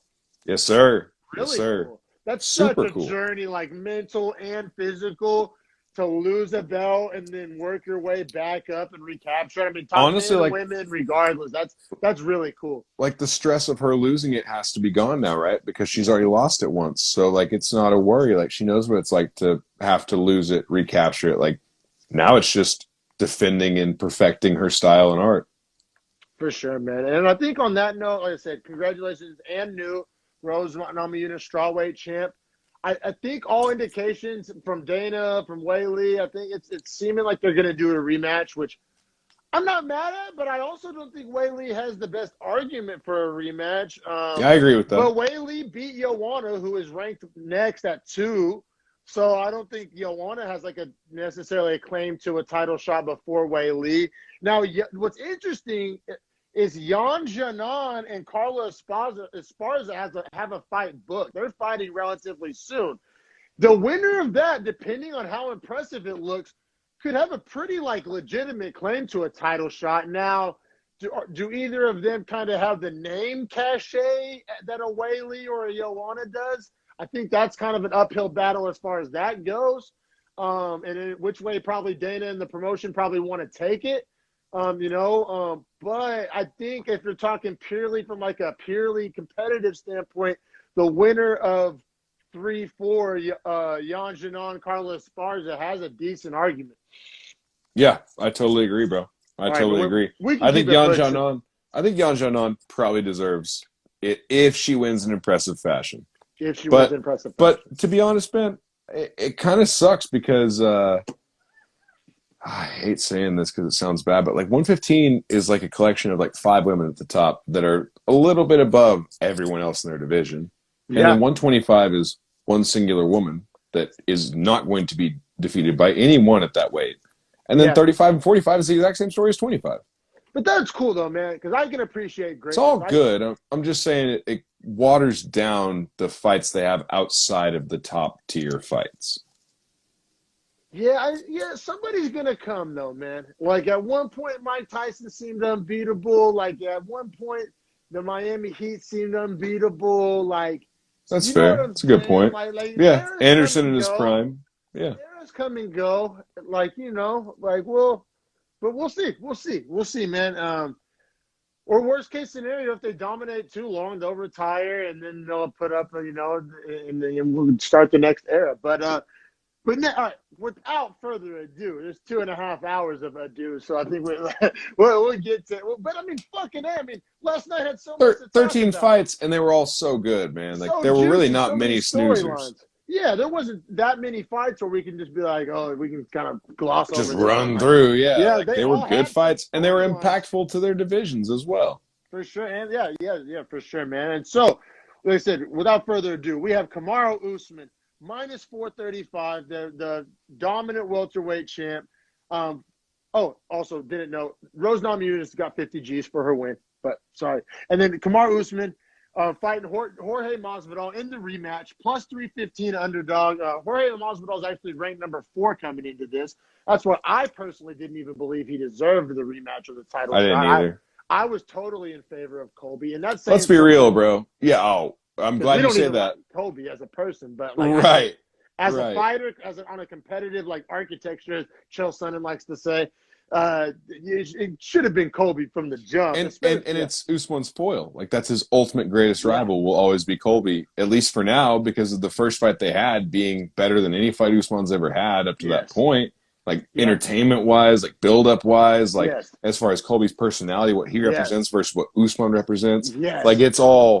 It's all fantastic, right? Yeah, then you get into the point of that's all a character for Colby. He doesn't really. Maybe he believes. Maybe he votes for Donald Trump. I don't know. Yeah, but that whole MAGA hat, the girls, all that, the cheap suits, the shit he talked last night after the fights. It's all a character for him to sell the fights. Yeah, which for sure. Shout out to that dude, man. Him and it's Usman are perfect for each other. Perfect for each other. Because if he didn't have that character and just kept to himself and always said the right thing, I guarantee you, UFC fans, probably myself included. It just is we would all be kind of calling it the same things people say about Leon Edwards, where he's talented, but. Do you know the story of the RDA fight for Colby? I don't. So before he fought RDA, he was in the UFC for 2 fights, right? And he was this wrestler from Oregon State, all-American background, super good wrestler, but would just grind dudes out and get decision victories that were super boring. They told him before the RDA fight, hey, it doesn't matter, win or lose, into your contract, we're not renewing it, right? You're just boring. That's when he started saying, all you Brazilians are filthy animals, you're fucking disgusting humans, started calling out the country, right? Goes in there, smokes RDA, calls them all filthy animals on the mic in Brazil, has to get escorted out of the whole country with security, and the UFC literally turns around the next week and says, all right, you got a character, let's run it. Yeah, smart on both sides for real, man. And so listen, enough about Kobe didn't fight last night, but these two gentlemen did. They're running a rematch. I'm well documented on the podcast. Their first fight, one of my least favorite fights ever. Snooze And City. I'm a guy who can find silver linings on almost all of these fights. Like I rarely regret spending money on a pay-per-view. I regretted buying that. I hated that fight. I did not want the rematch. That being said, I loved last night's fight. That was awesome, and I should have known that because the odds of them having a snoozer twice and the circumstances surrounding that snoozer, I should have given more credit to. This last night was a great fight, and I once again bust out the old ladle. That's why I brought it out, man. I knew I was going to need it. That exact point you just brought up is why I want to see Francis and Derek Lewis again. Yeah, me too. It can't be that whack twice. It can't. Because just like you're saying, like in this fight, Usman and Masvidal came out, and Usman was way more prepared to strike. Way more prepared to strike. His striking has gotten so dope. Like we saw it in the Gilbert Burns fight, and I thought we obviously saw it last night. And bro, like I referenced it earlier because Usman's the guy that like makes me think about it. Him going from Henry Hooft and then getting Trevor Whitman's coaching as well, like going between those two guys that are masters of the sport, has made Usman a different animal. Yeah, like man. I think, might be the best welterweight of all time. It's a really good argument. You started to see a lot more of that last night, and I saw a lot more tweets starting to like kind of call out the nostalgia surrounding GSP. Right, cut the trash. Yeah, and how GSP wasn't known for getting finishes. He had a lot of decisions, and Usman is finishing these guys. So that's another thing to factor in. Now, in round one, Usman, it kind of looked more like vintage Usman. He got the takedown. He was grappling. I mean, he landed some hard shots as well, but you kind of got the feeling, okay, classic Usman. He's going to lean on the wrestling. You know, Masvidal's a dangerous striker. He's just taking the smart approach and mitigating risk. And I thought we were going to potentially be in for a little more of it. Not as bad of a snoozer because it wasn't the foot stomp cage clinch, but I thought it was heading in that direction after one. But it was better. But I don't know. I thought we were just going to see kind of play it safe Usman after one. Let me ask you. You scored one for Usman? Yeah. I was really close to scoring it for Masvidal. Well, because Masvidal was the damage. And Masvidal did a great job when he was on his back.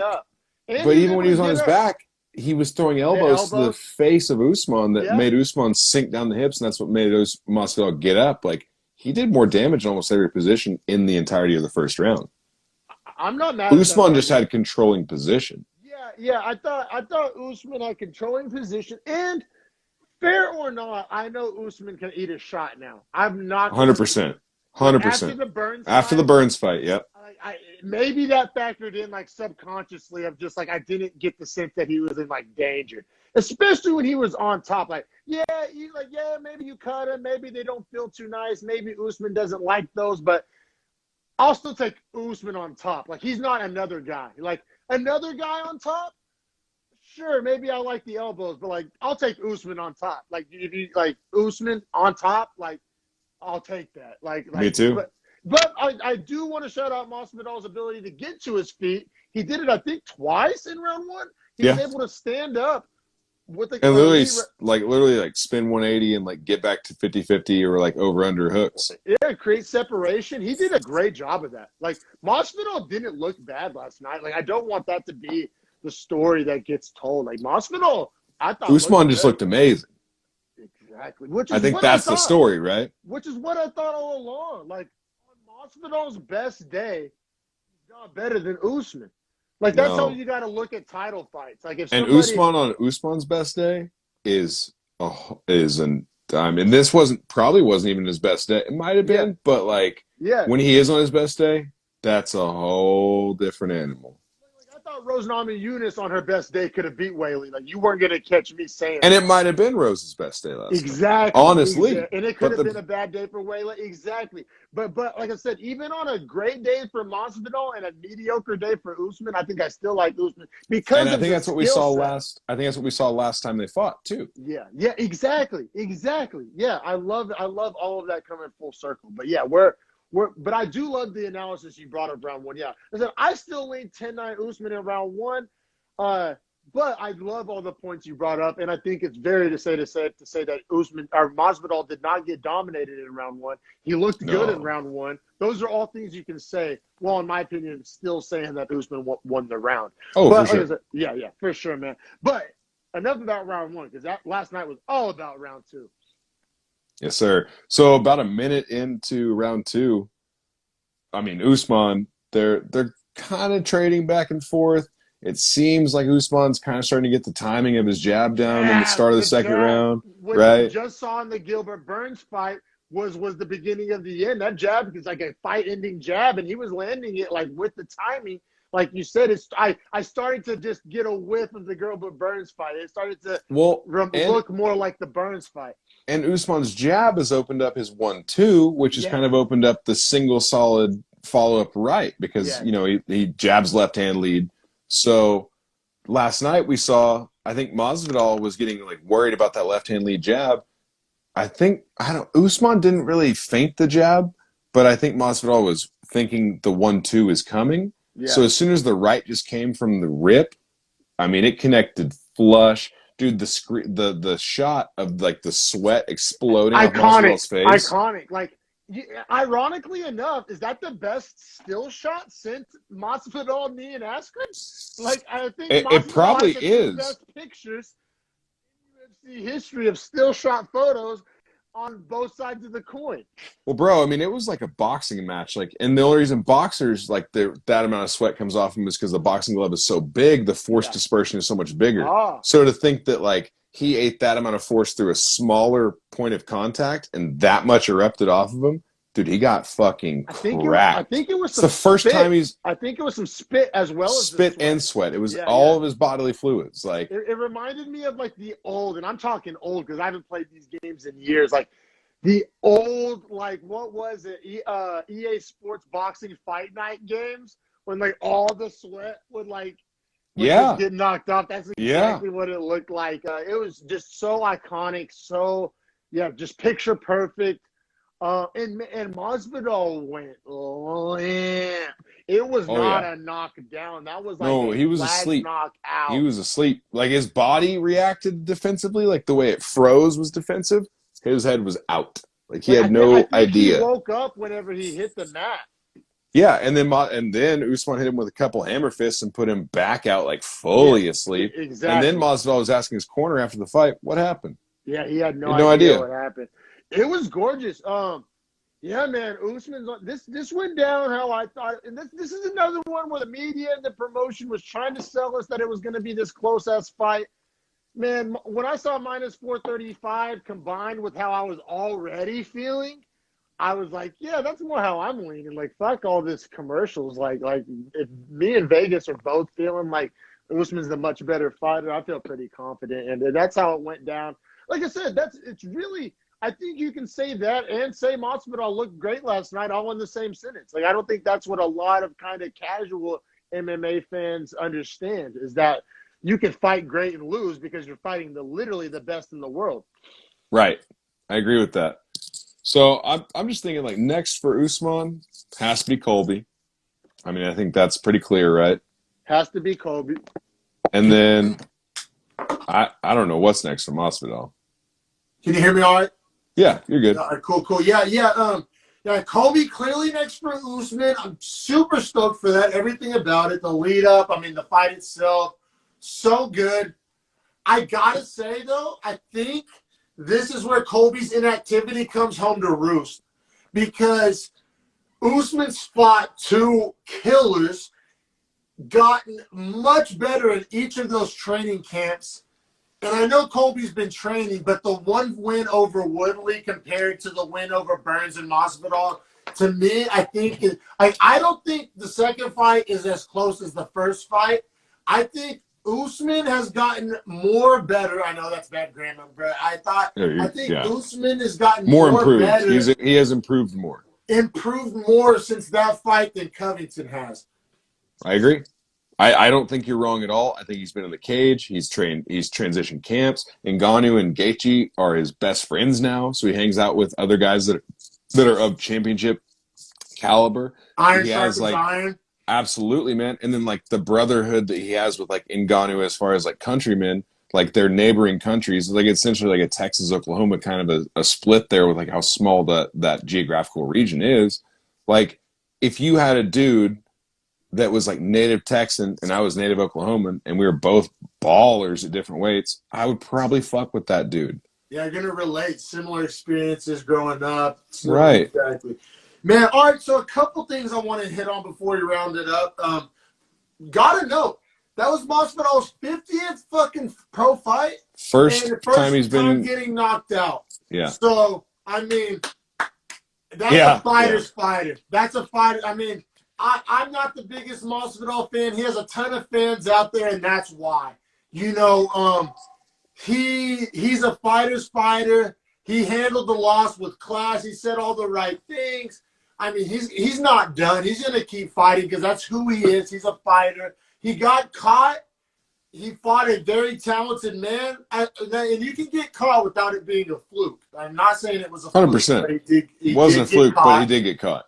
And he's going to keep it pushing. Now, the only way he gets another title fight is if Colby beats Usman, which I don't think happens. But if Colby beats Usman, that'd be crazy. I can see Colby being a dick, not wanting to give Usman the immediate rematch, and they already have a built-in story and beef with Masvidal, and they've been wanting to fight. The UFC's been wanting to put on that fight. It'll help build Masvidal back. I can easily see that happening, but I don't even see the prerequisite happening, which is Colby getting the belt to begin with. But I think so. I don't know. Yeah, I'm with you, bro. And honestly, if Colby did win that, it's easy for them to sell the trilogy anytime they want to sell it. Like, it's not an immediate need to, just like Diaz and Conor. Like, when you get a 1-1, you kind of just hold for the trilogy, unless the belt's involved, which in this case, I guess it would be, because, like, Stipe Francis, like, you gotta, like, or Stipe Cormier, I'm sorry, you kind of have to have, like, a resolute finality to who's the actual champion. For sure, man. And then, now, I mean, so last night I thought we had two possible new entries for pound best, which the pound for pound has always been kind of goofy and doesn't make a ton of sense to me. But they finally removed Khabib as pound for pound, and I think currently it's John Jones's pound for pound #1. Should be. Which he's had so much inactivity lately, and we had never even saw him fight at heavyweight yet.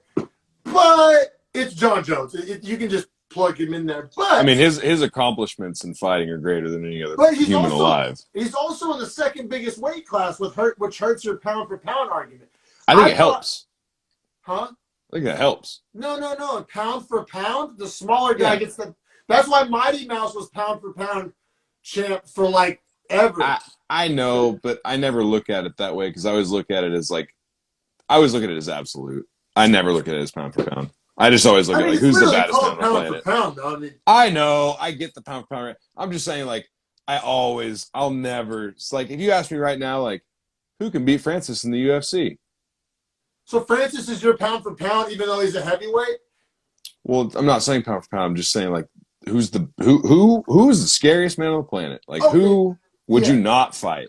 Yeah. Okay, that's fair. All right, so I guess I'll just speak on this, like, pound for pound. I either got to put, and I guess it's weird to do genders, but it's also weird to do pound for pound. But, like, pound for pound and you mix in the gender factor, I might take Shevchenko as my pound for pound. Well, I think she has to be #1 because Nunes can't come to 25, but Shevchenko can come to 35 and be the closest challenger Nunes has ever fought in her life. And no men's 125 has been as dominant as Shevchenko, so even if you're talking literally weight. So if Cejudo wasn't retired, then like he would be there, but he is. Yeah, and then so I think like as of today, Shevchenko has a halfway decent argument for pound. People aren't gonna like that, but I don't even like the whole category, so fuck it. And then yeah, I agree with you. Yeah, that's my whole problem. Is like I don't respect the category because I'm like, well, you do weigh 125, so like if Demetrius Johnson and Francis Ngannou got in a bar fight, it ain't a question of who's winning the fight, right? Yeah. Right? And then also, but I think the more popular take and what made me write this question and what's going around the internet lately is people are saying Usman has a rightful claim to pound for pound. At 170, if you're doing like true pound for pound, I'm not mad at it. He might. I mean, honestly, honestly, he's in my like. Oh, yeah, he's definitely my top 5 fighters active. Like Yeah, as far for as sure. skills, like skills and dominance in division. Like if we Mixed put with it that way, athleticism.